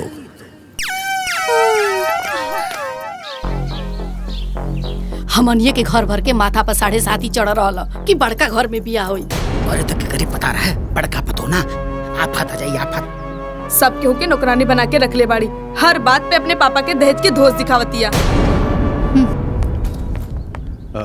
अरे भाभी, हाँ, हम कहत रहली कि ममता से चूल्हा पुजाई करा के तू नैयर घूम घाम के आ जाई तू।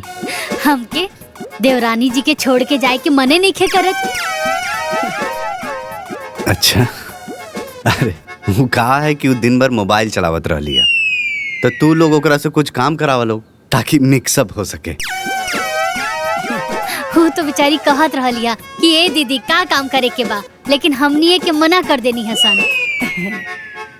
हाँ बेटा, अरे आखिर तो जीवन भर काम कर रही के बा, आए थोड़ा आराम कर लेवे दे।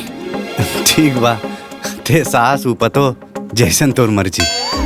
अच्छा भाभी, बाजार से कुछ लावे के बा? अब नया नया कन्या आयल बा घर में, ओकरा पसंद के चाय बिस्किट नमकीन मिठाई जौन सही लगे लेते आइहा। ठीक बा। बाबूजी, राहुल दवाई बा ना? हाँ बेटा हाँ। ए राहुल, चौका पर कपड़ा प्रेस करके दले बने, अइहा तो लेते अइहा। ठीक बा भैया। भैया लौंग लता मिठाई लेते आइया। लौंग लता ठीक ले आई। कपड़वा याद से ले ले अइहा। अरे वो सब तो ठीक बा, आज ना तक कलो के पता चली तब का हुई। अरे पता चल जाए तो बैठ के हमके माथा पड़ी है? वो तो कहते रहला कि अपना से बराबरी घर में शादी ब्याह करे के चाहिए। अरे हमनिए के घर भर के ना माथा पे 7.5 चढ़ रहा कि बड़का घर में बियाह होके। ए बाबूजी, अब का हुई? हमके का पता का हुई का ना हुई, जौन हुई तो दिखल जाई। अरे ये तो था, जा जा जा।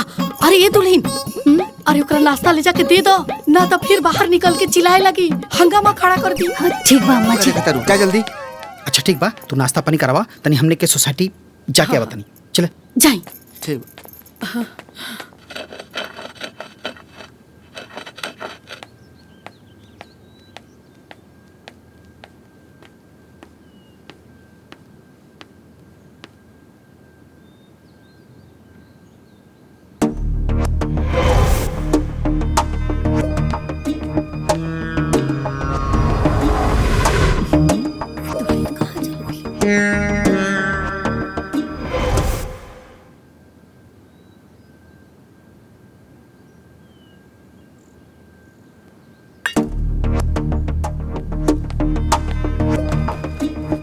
अरे काजल। हाँ माई।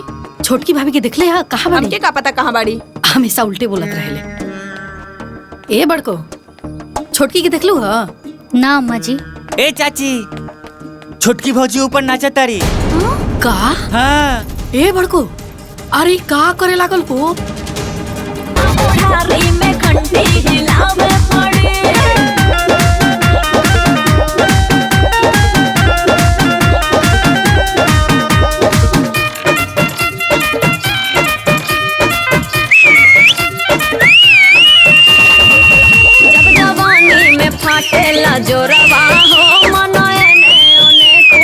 अरे कुछ करे दादा, न तो घर के पूरा इज्जत के नाश कर दी।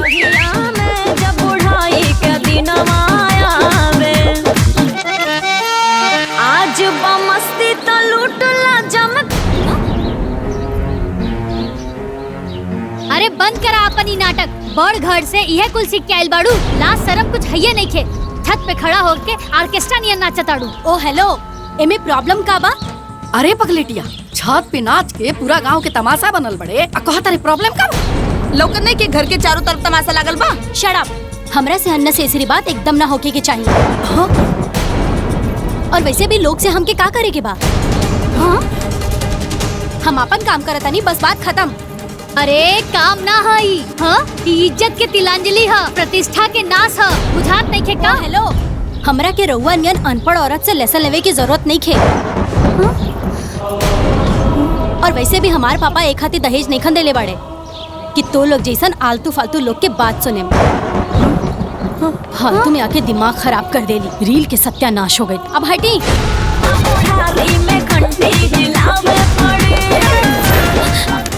बेहाया बेशरम, उतर नीचे।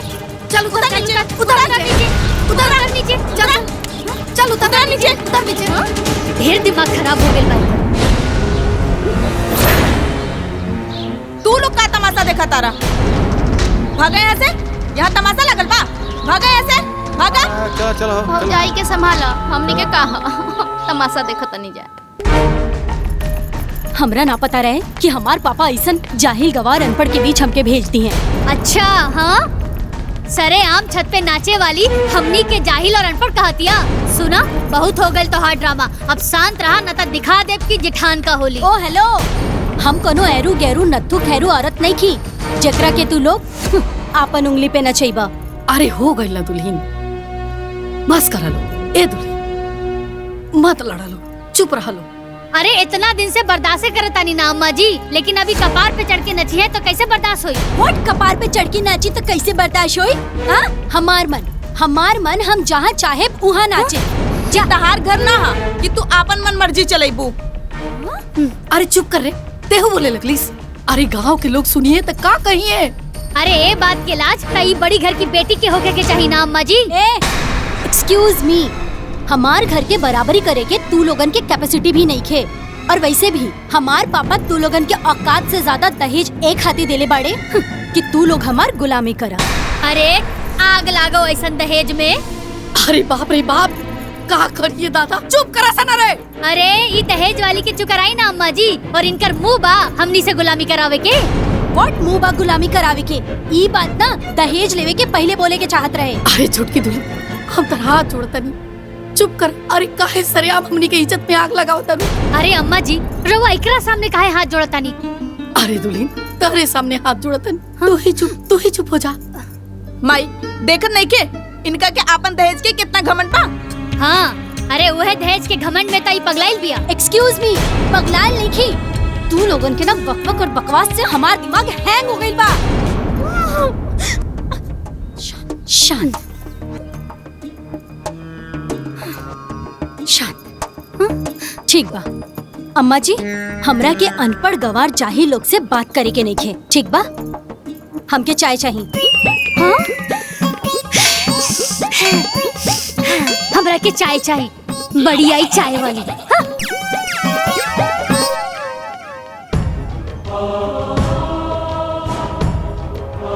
हे भगवान,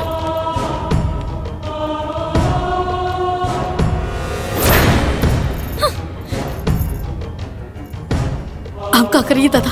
हमरा घर के मर्द सब कैसे मुंह दिखाई सन गाँव में? एकरा के चाय दे दी तेकर मन ठंडा हो जाए। मत बनाई अम्मा जी चाय। अरे दुल्हीन, काहे बखेड़ा खड़ा करता रू? बना लेवे दा, चाय पी त का जाने ओकर माथवा ठंडा हो जाए। हम कहा तानी ना, चाय ना बनी त ना बनी अम्मा जी। त तू ही बना देना। हमहू ना बनाए भा, बहुत घमंड बना ओकरा के अपन दहेज के ऊपर, वही दहेज से बनवा लेस।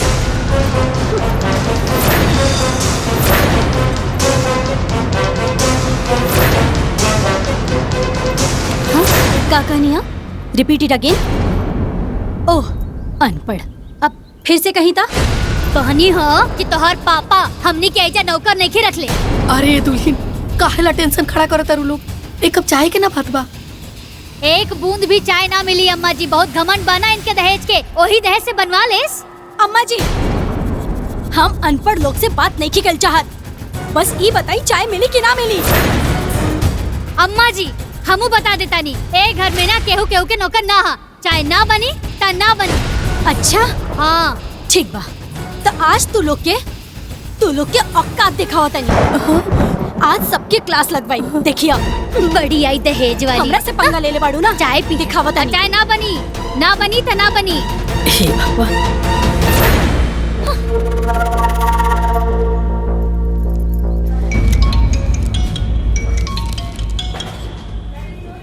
हाँ हेलो, कहाँ बानी रुआ? बैंक में। देखी रउआ घर के लोग हमरा खाती चाय नहीं बना के देत। अरे तो तू बना ला। व्हाट तू बना ला? हमार पापा एक हाथी दहेज दिल बाड़े का कि हम अपना खाती खुद चाय बना के पी। देखा हमके नहीं मालूम, या तो रउआ बाजार से चाय लेके आई या तो खुद आके हमरा खाती चाय बनाई, लेकिन हमरा के चाय चाहिए तो बस चाय चाहिए।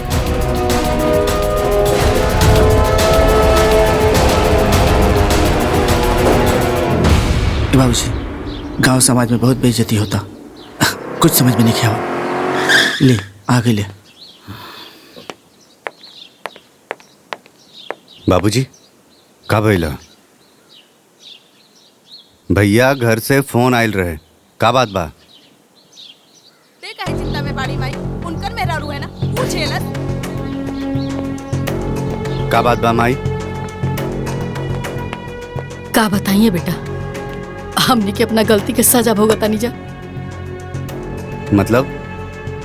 मतलब देवर जी की हमनी के तो अनपढ़ बानी जाना, जाके अपन पढ़ल लिखल मेहरारू से पूछ ली। ममता, ममता, ममता। कहा का बात बा? हमार मूड ठीक नहीं है। काहे?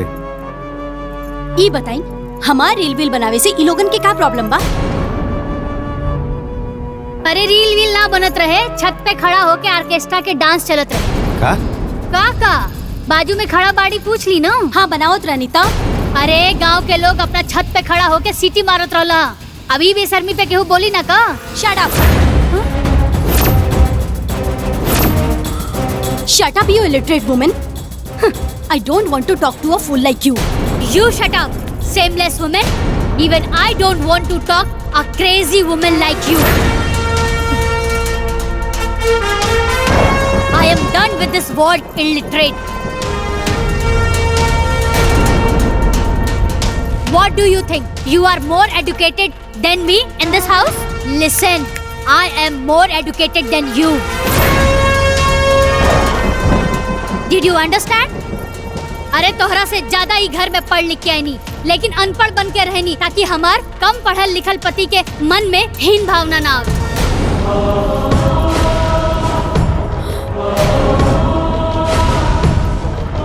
अरे एजुकेटेड पीपल के अंदर कल्चर होला, लेकिन तू कौन पढ़ाई पढ़ के आयल बाड़ू कि सबके नीचा दिखावत अड़। जहिया से तू आयल बाड़ू तहिया से तोहार जूठा थाली धोवत बानी सन, एकर कपड़ा धोवनी हम, आपन बेइज्जती बर्दाश्त करत बानी सन, सिर्फ और सिर्फ एक खातिर कि ई घर के प्रतिष्ठा बनल रहे और तोहार पापा जी के मान सम्मान बनल रहे। माई, भाभी का कहताड़ी? हाँ बेटा, बड़की दुल्हन जॉन कहतरी सब सच कहतर।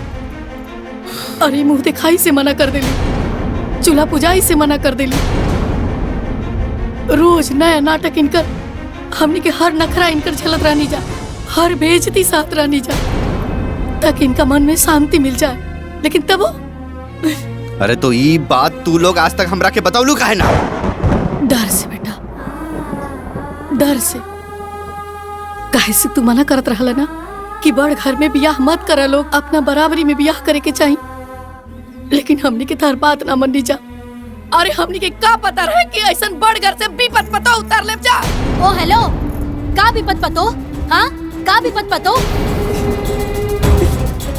हमार पापा दहेज एक खातिर नेखन देले बाड़े कि हम नौकरानी बन के एजा काम करी। इतना दहेज देवे के मतलब कि हमके नौकरानी चाहिए ना, ता अपन बाप के दहेज के नौकरानी बनावा। तरुआ लोग का करे? ममता चुप। व्हाट चुप? हाँ व्हाट चुप? फिर वही बात, मारा बेग थप्पड़ ना, दिमाग होश में आ जाए, समझ लो। इंसल्ट? हाँ, हमार इंसल्ट? अब हम एक मिनट एक घर में ना रहा, एक मिनट भी ना। हाँ जा, निकला। ओ हेलो, ऐसे कैसे जाई? हाँ, ऐसे कैसे जाई? जितना दहेज लेके आयल बनी ना, एक एक रुपया हमके रिटर्न चाहिए, ओकरा बाद हम जाई।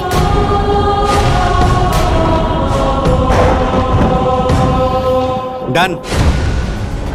तहार एक एक रुपया और तहार दहेज हम रिटर्न कर दे। बाकी तहार जैसन बदतमीज लड़की जौन हमारे फैमिली के रिस्पेक्ट ना करे, हमरा के ना चाहिए। जा, निकल यहाँ से। अरे ऐसे कैसे चल जाई? आपन दहेज लेके वापस? हमनी से गुलामी करवले बिया, हमार गुलामी करे के पड़ी, ओकरा बाद जाई। ओके फाइन, काल हम अपने पापा के एजा बुला ले।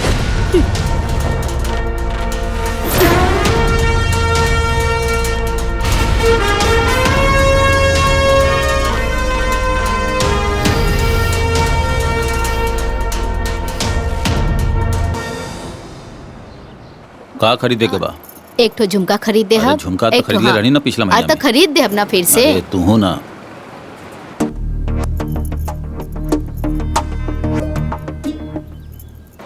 हेलो। हाँ पापा। हाँ हाँ बोल बेटा। रुआ काल के काल यहाँ आई। बात का बा वो तो बतावा। रुआ पहले यहाँ आई, सब आपके पता चल गई। ओके मम्मी से बात करबू? ना मूड नहीं खे। कल हम आवतानी। का भाई? पता ना गुस्सा में लागत रहल। बाबूजी छोट मुंह बड़ बात करत तानी, अब आपे बताई का रउआ अपन बेटी के दहेज ई खातिर देले बानी कि वो हमनी के नीचा दिखावे, हमनी के बेइज्जती करे। हाँ समधे जी, का समधिन जी रहुआ माई बाप के ऐसे ही नौकर नौकरानी बना के रखले रही? ना ये तो बिल्कुल गलत बात। पापा रोवा के हम एजा बोलेले बानी कि ई लोग। तू बोलैले बाड़ू। हाँ तो हमार सुनी ना। हाँ बोला। देखी पापा, हमरा ऐसा अनपढ़ और ड्रामेबाज लोगन के साथ नहीं रहे के। ई तू का कहताड़ू? देखी पापा, हम ही फैसला पहले ही कर लेले बानी, रोवा के सिर्फ बता रहल बानी। अच्छा आखिर इतना हार्ड डिसीजन तू ले लू काहे? काहे कि ई लोग के साथ हम यहाँ परकटी चिड़िया की तरह नहीं रह सकत। ई लोग के हमार हर बात पे ऑब्जेक्शन बा, हम इतना लिमिटेशन में ना रहब। बेटी ये सब तोहरा खेल लगाता, ये तोहरे लाइफ के बात बा। डोंट वरी पापा, ई लोगन से सारा दहेज के पैसा और सामान हम वापस ले ले। ममता आर यू मैड?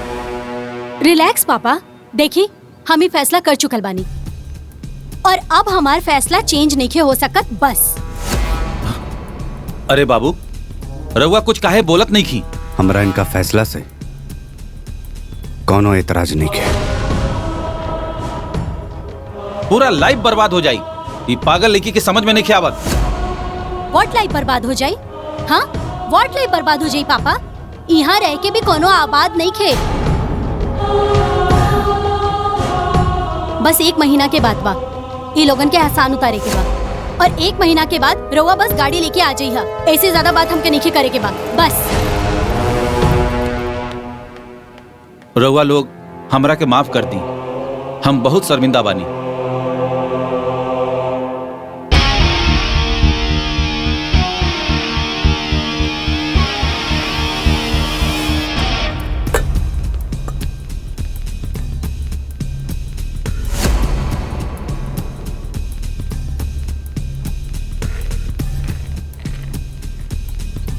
चला ठीक बा, सामान तो सब ठीक बा, कैश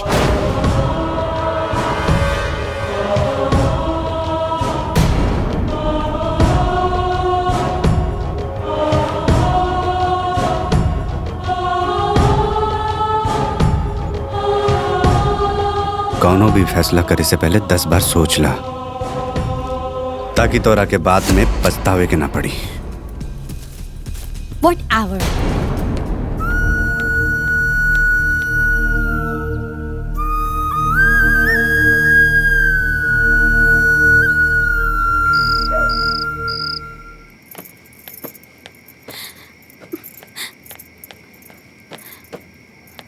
ये सब का होता?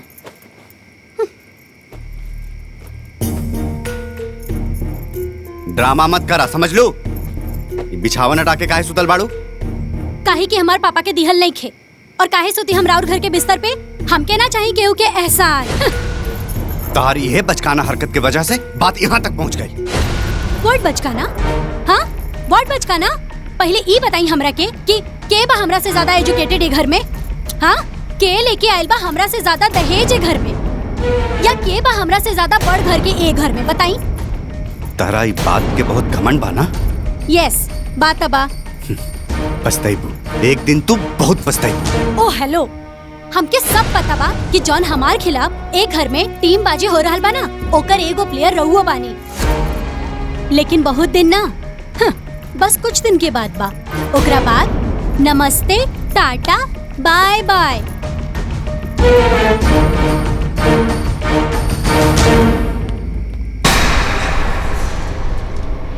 बाबूजी, बिस्तर लगा देनी।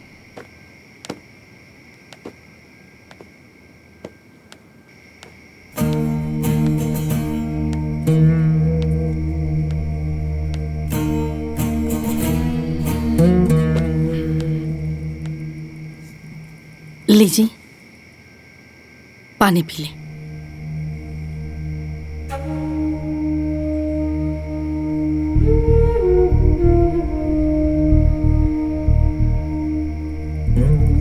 कहां से कहां हमनी के दान दहेज बड़का घर के चक्कर में पड़ गए। नहीं सब हमने से बहुत बड़ी गलती हो गई।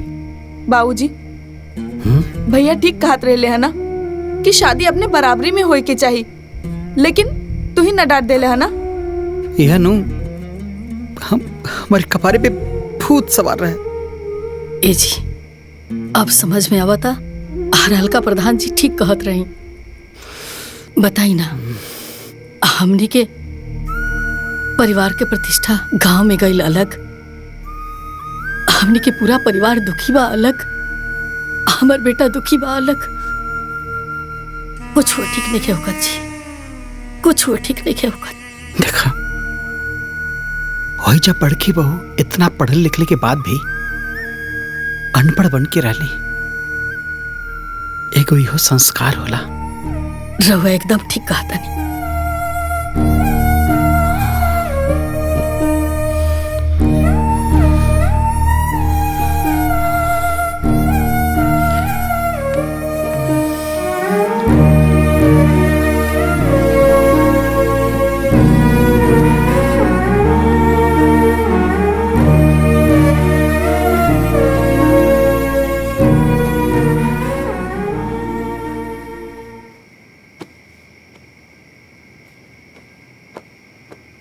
शीतल तू हमारा ला जोन तपस्या कैलू वो हर केहू के बस के बात नहीं है।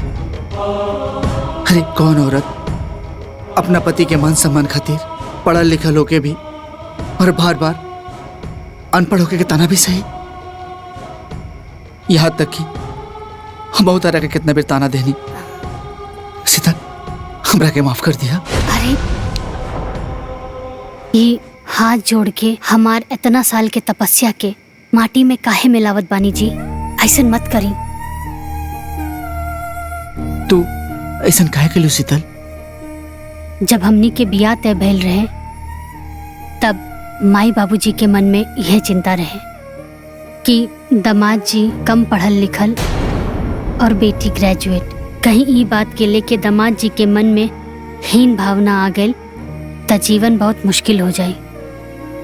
यही से हम वो दिन तय कैनी आपन माई बाबूजी के सामने कसम खैनी कि हम आजीवन अनपढ़ बनकर रहब। तू तो महान बाड़ू। आज हमार मन गर्व से भर गई। तू कहा था फिर से तार एडमिशन करा दी। अरे ना जी, हमके तो बस घर के काम करे के। पगली।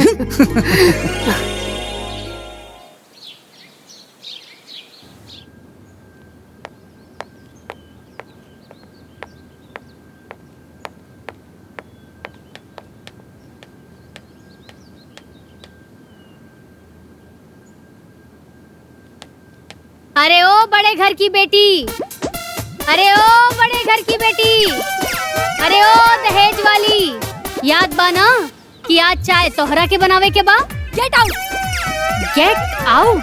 हाँ बबनी, तनी जगावे वाला दवाई तो लेके आई। Get out.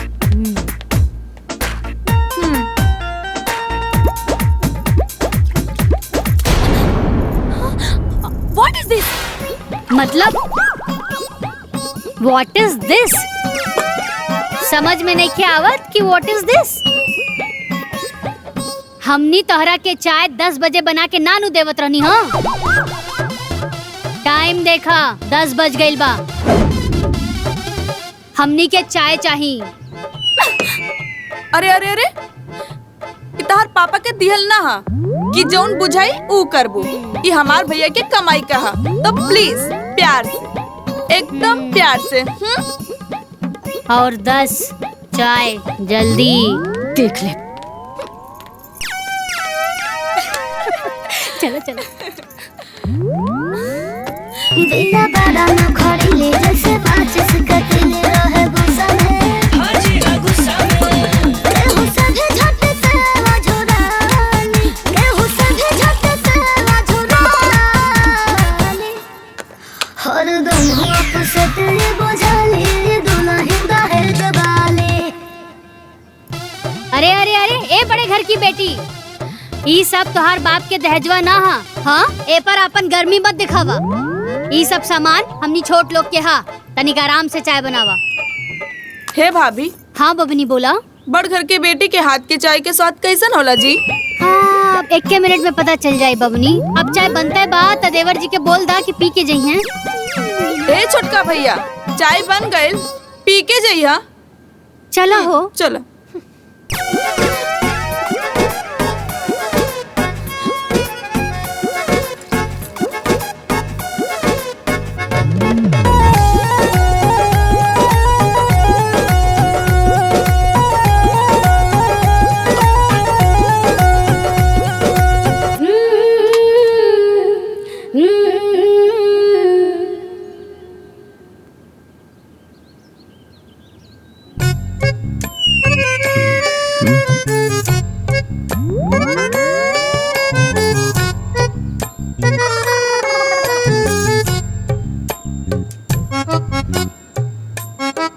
माई चाय तो ऐसने बा जैसन भाभी बनावत रही है। अरे पगला हवे का?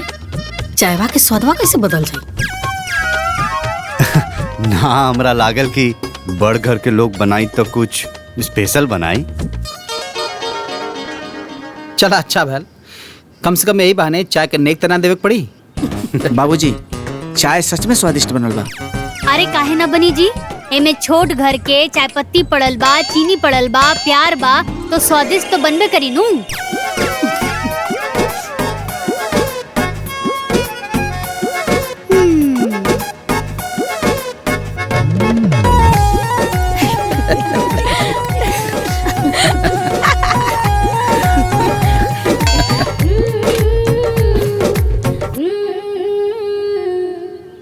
बाबूजी चलल जाए? हाँ चला। हाँ आओ भैया चलो।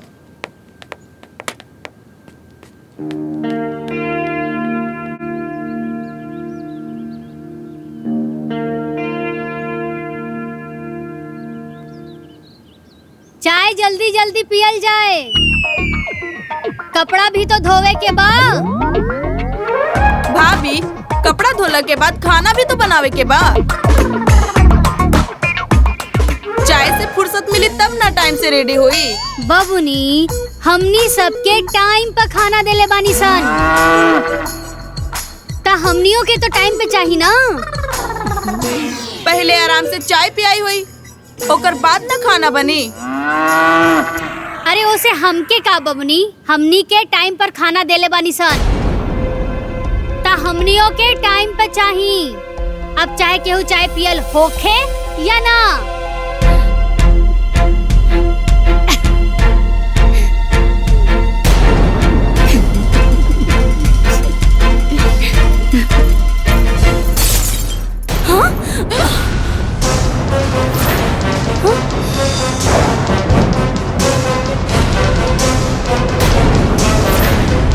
अब जब तक तुम लोग के खाना बना के ना खिया देब ना, तब तक पानी की एक बूंद ना पियब।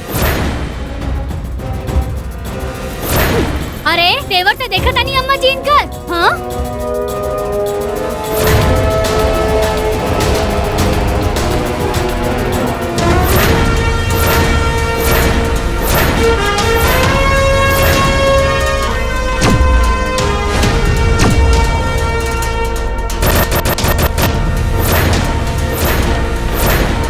ए बड़े घर की बेटी जी, ई कब तोहार पापा जी के दिहल दहेज ना रहल जौन तोड़ देहलू।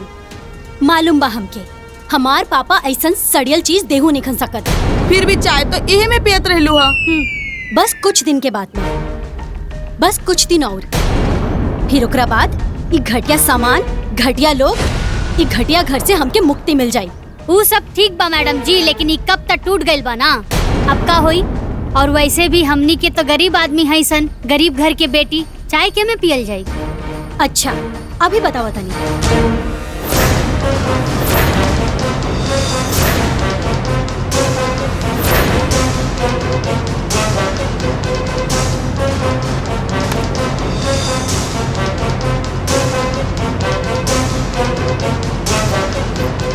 इला, एक कप के बदले पूरा सेट देता नहीं। हमके ना चाहिए केहू के एहसान।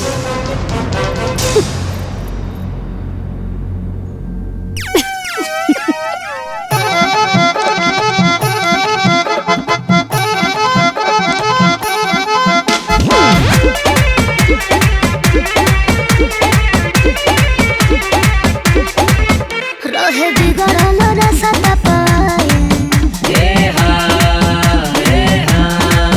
रहे गरम जे दूध ठंडाए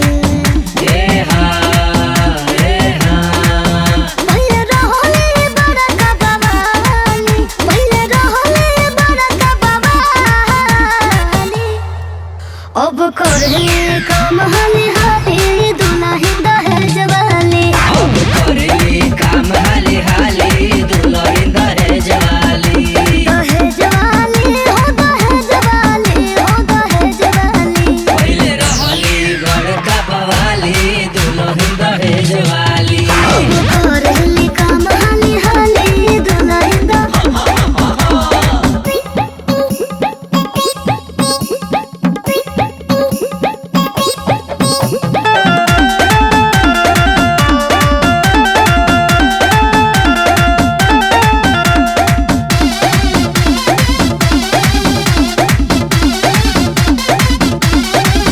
जब पड़ल बा कपारे घर आंगन बहारे बड़ा गुस्सा में हाजी हाँ गुस्सा में बिया बड़ा न खड़ीले जैसे माचिस कटीले रहे गुस्सा में हाजी हाँ गुस्सा में केहू से भी झट से वाझुरानी केहू से भी झट से वाझुरानी हरदम होप से तेरे बुझाली दुल्हन दहेज वाली करेली काम हाली हाली दुल्हन दहेज वाली दहेज वाली हो दहेज वाली हो दहेज वाली पहिले रहली बड़का बवाली दुल्हन दहेज वाली हम करेली काम हाली हाली दुल्हन देखो तो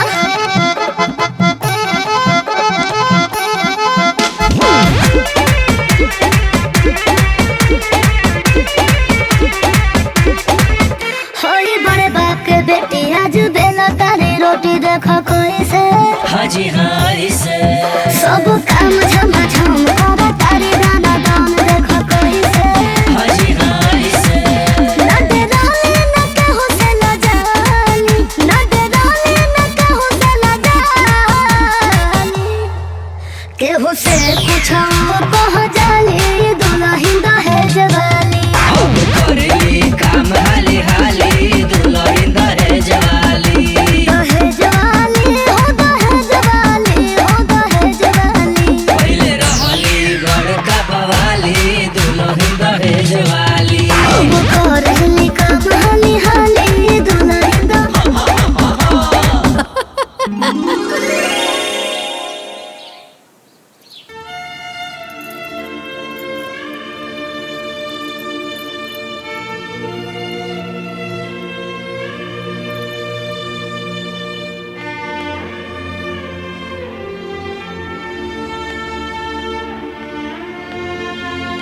हमनी के इतना निर्दयी ना है सन कि केहू तकलीफ में रहे और हमनी के चुपचाप देखत रही। पाप लागी ना, ला लगा ला।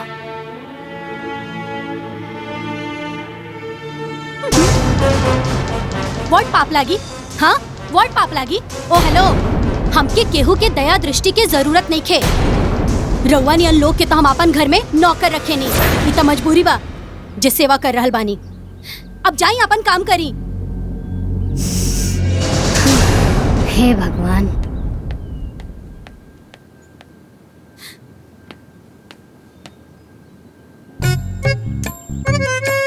अरे आज बड़ घर के बेटी अपन जरल हाथ में अपने से पेस्ट लगाओ तारी, तो हर बाप के दिहल दहेज ना लगा देत बा का?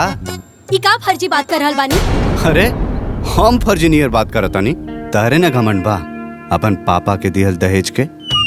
ओ हेलो, हमरा लगे टाइम नहीं खे ई फर्जी बात करे के। जाई अपन काम करी। जब देखा जाई।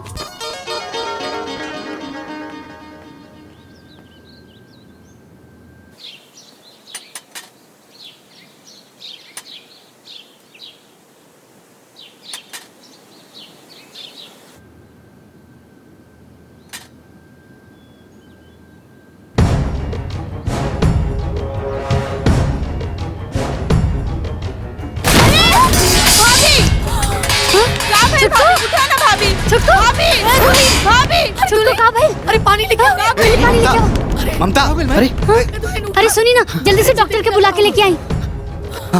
जाए भैया। देवर जी उठाएं।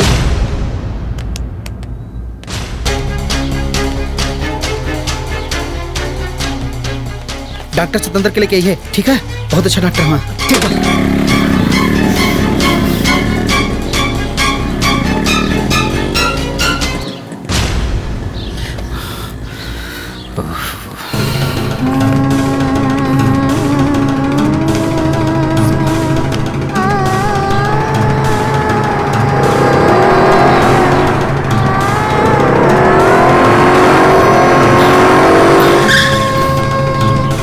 जल्दी चल, जल्दी आओ। पकड़ ले, पकड़ ले, चल चल। हाँ यहीं।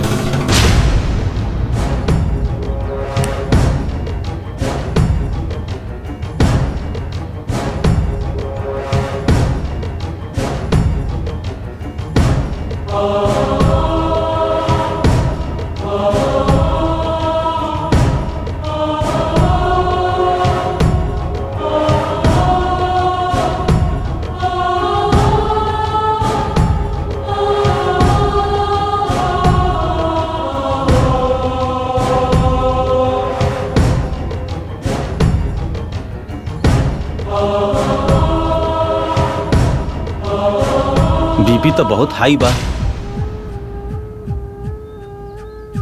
इनका कोनो बात के टेंशन बा का? डॉक्टर साहब तनी गुस्सा ज्यादा करेली। अरे आजकल के लोग तो गुस्सा ही करेले, हर बात पे गुस्सा। ई ना बुझी है कि गुस्सा कैला से कितना नुकसान होला।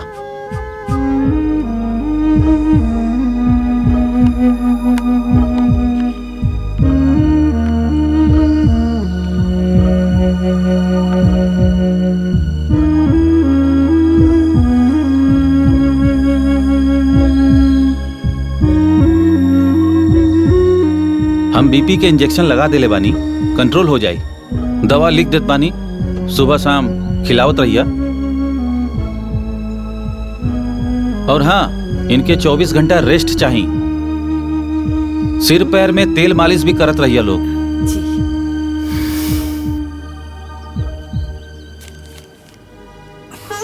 नमक बिल्कुल बंद कर दिया। ठीक बा। फिर आके हम चेक कर ले। ठीक बा डॉक्टर साहब। आई चले।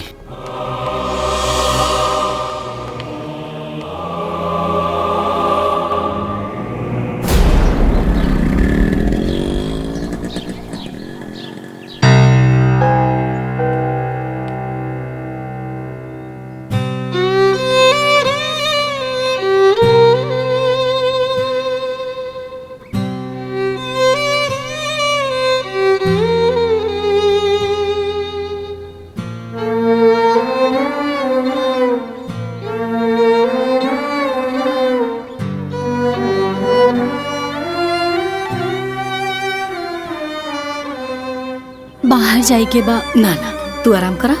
डॉक्टर साहब कहले बाड़े तारा के आराम करेगी।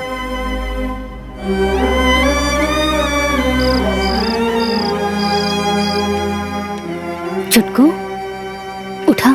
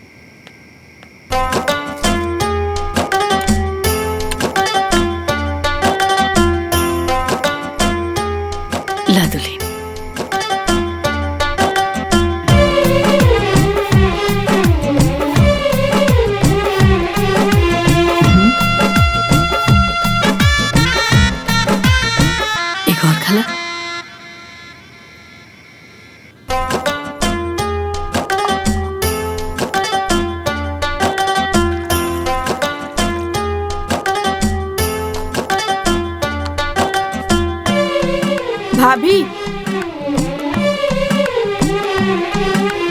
ले दूध पी ली।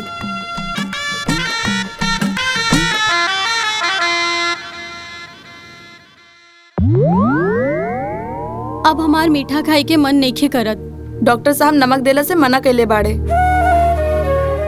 पीला।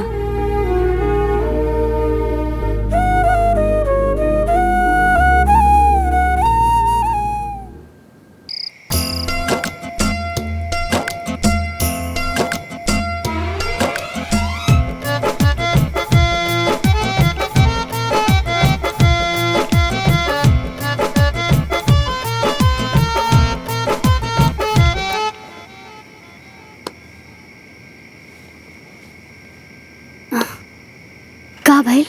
दीदी हमके बेचैनी होता, बाहर जाए के बा। रुका, हम लेके चलता नहीं।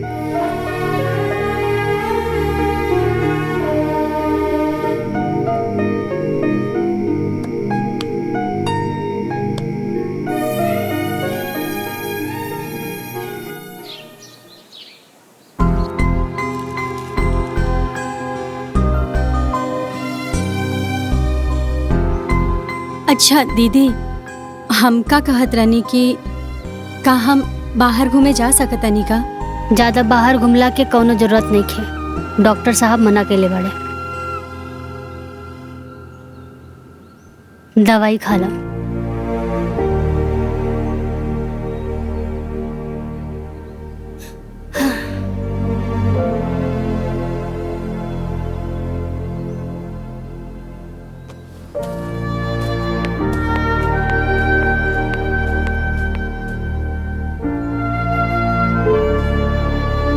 ए माई, हम जाता नहीं बैंक। अरे छोटकी के तबीयत खराब बा, तू बैंक जाता रे?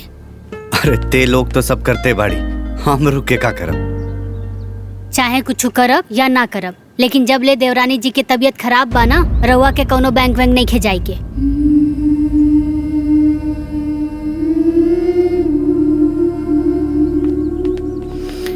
आई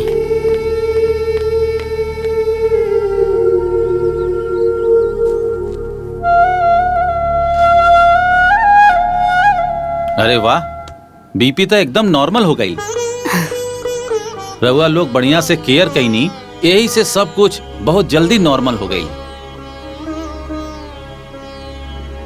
और हाँ, इतना गुस्सा सेहत खातिर बहुत खतरनाक होला, ब्रेन हैमरेज भी हो सकेला। यही से अपन ख्याल रखिया, कूल रहिया और प्यार से रहिया, ठीक बा? जी डॉक्टर साहब।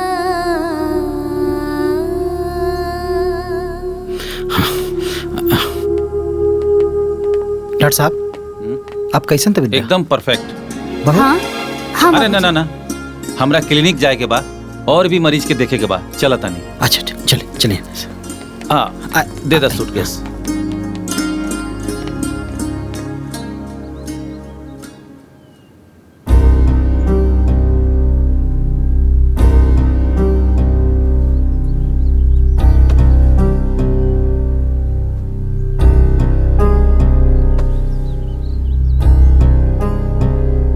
तू पिछला 24 घंटा से बिस्तर पर बीमार पड़ल रहलू है।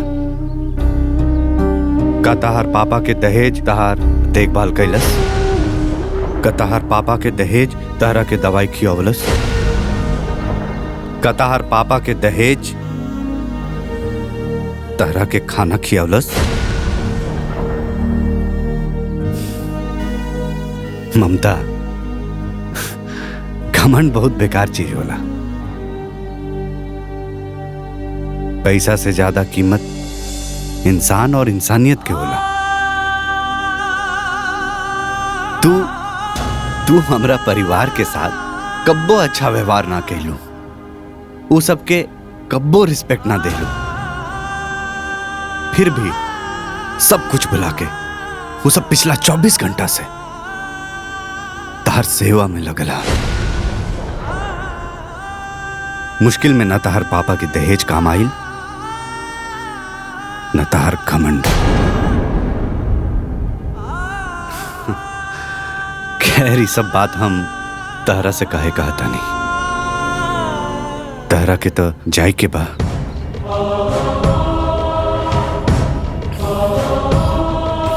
ठीक है।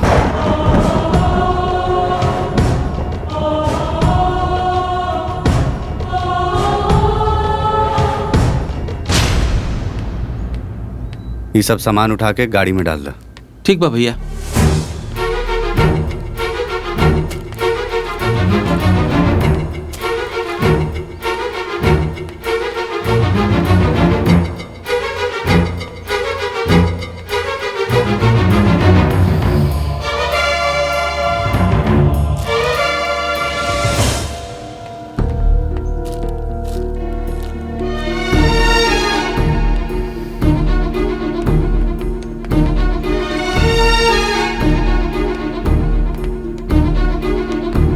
ए बबनी, ये सब सामान कहाँ जाता?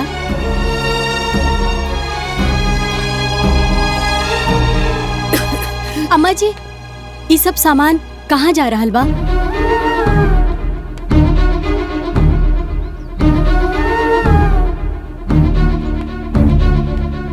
दीदी,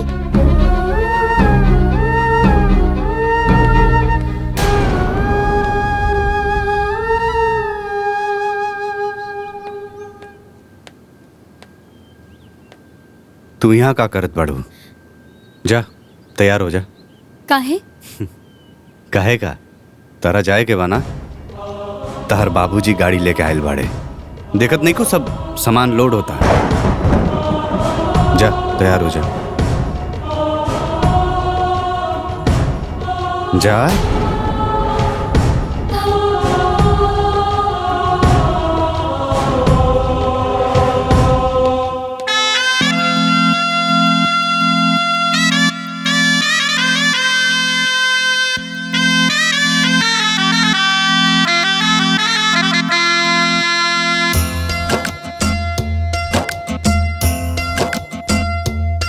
आज आयल बालाचारी मन भायल बाटे भारी। आज आयल बालाचारी मन भायल बाटे भारी। आज छूटो त हमरा से हमरो दुनिया। आज छूटो त हमरा से हमरो दुनिया। कहियो आयल रही जहवा हम बन के कनिया। कहियो आयल रही जहवा हम बन के कनिया।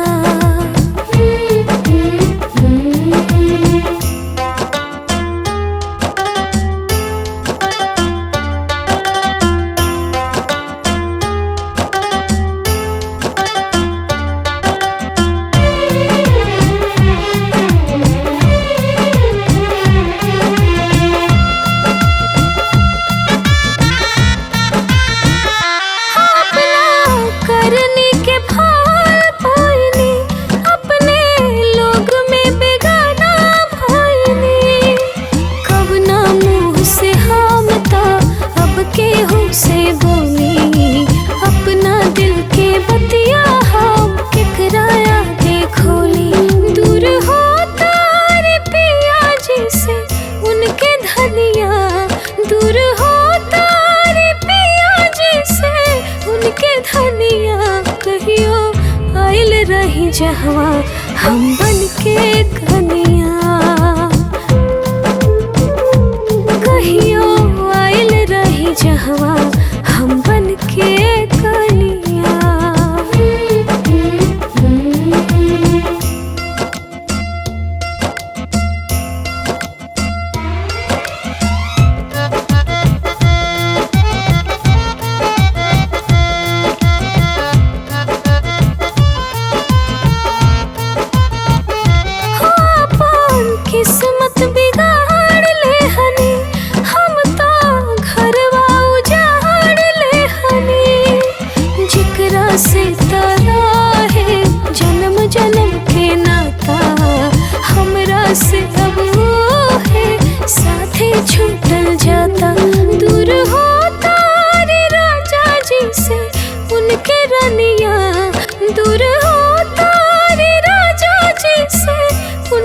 कनिया कहियो आइल रही जहवा हम बन के कनिया कहियो आइल रही जहवा हम बन के कनिया।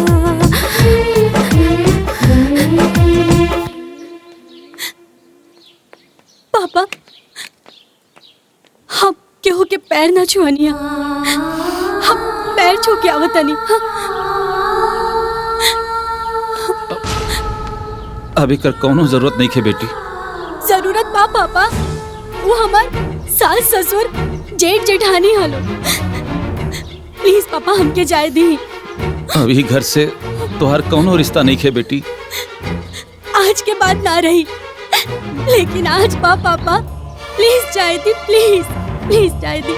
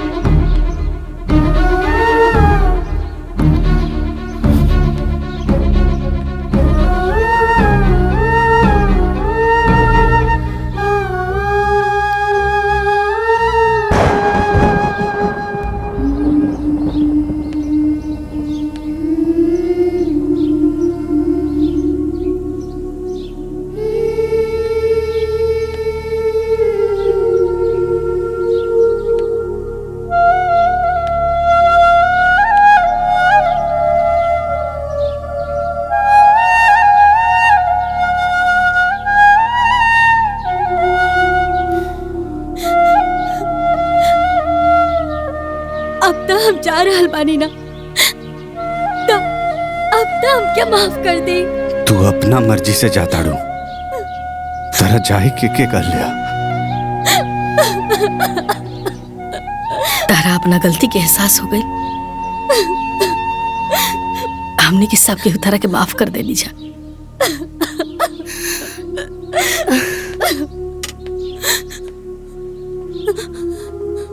दान दहेज से खुशी ना मिलेला, खुशी ता अपनन के खुशी दे के मिलेला।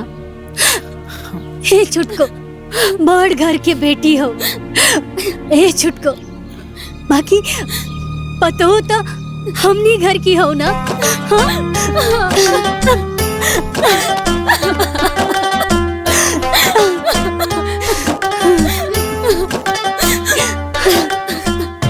सॉरी दीदी।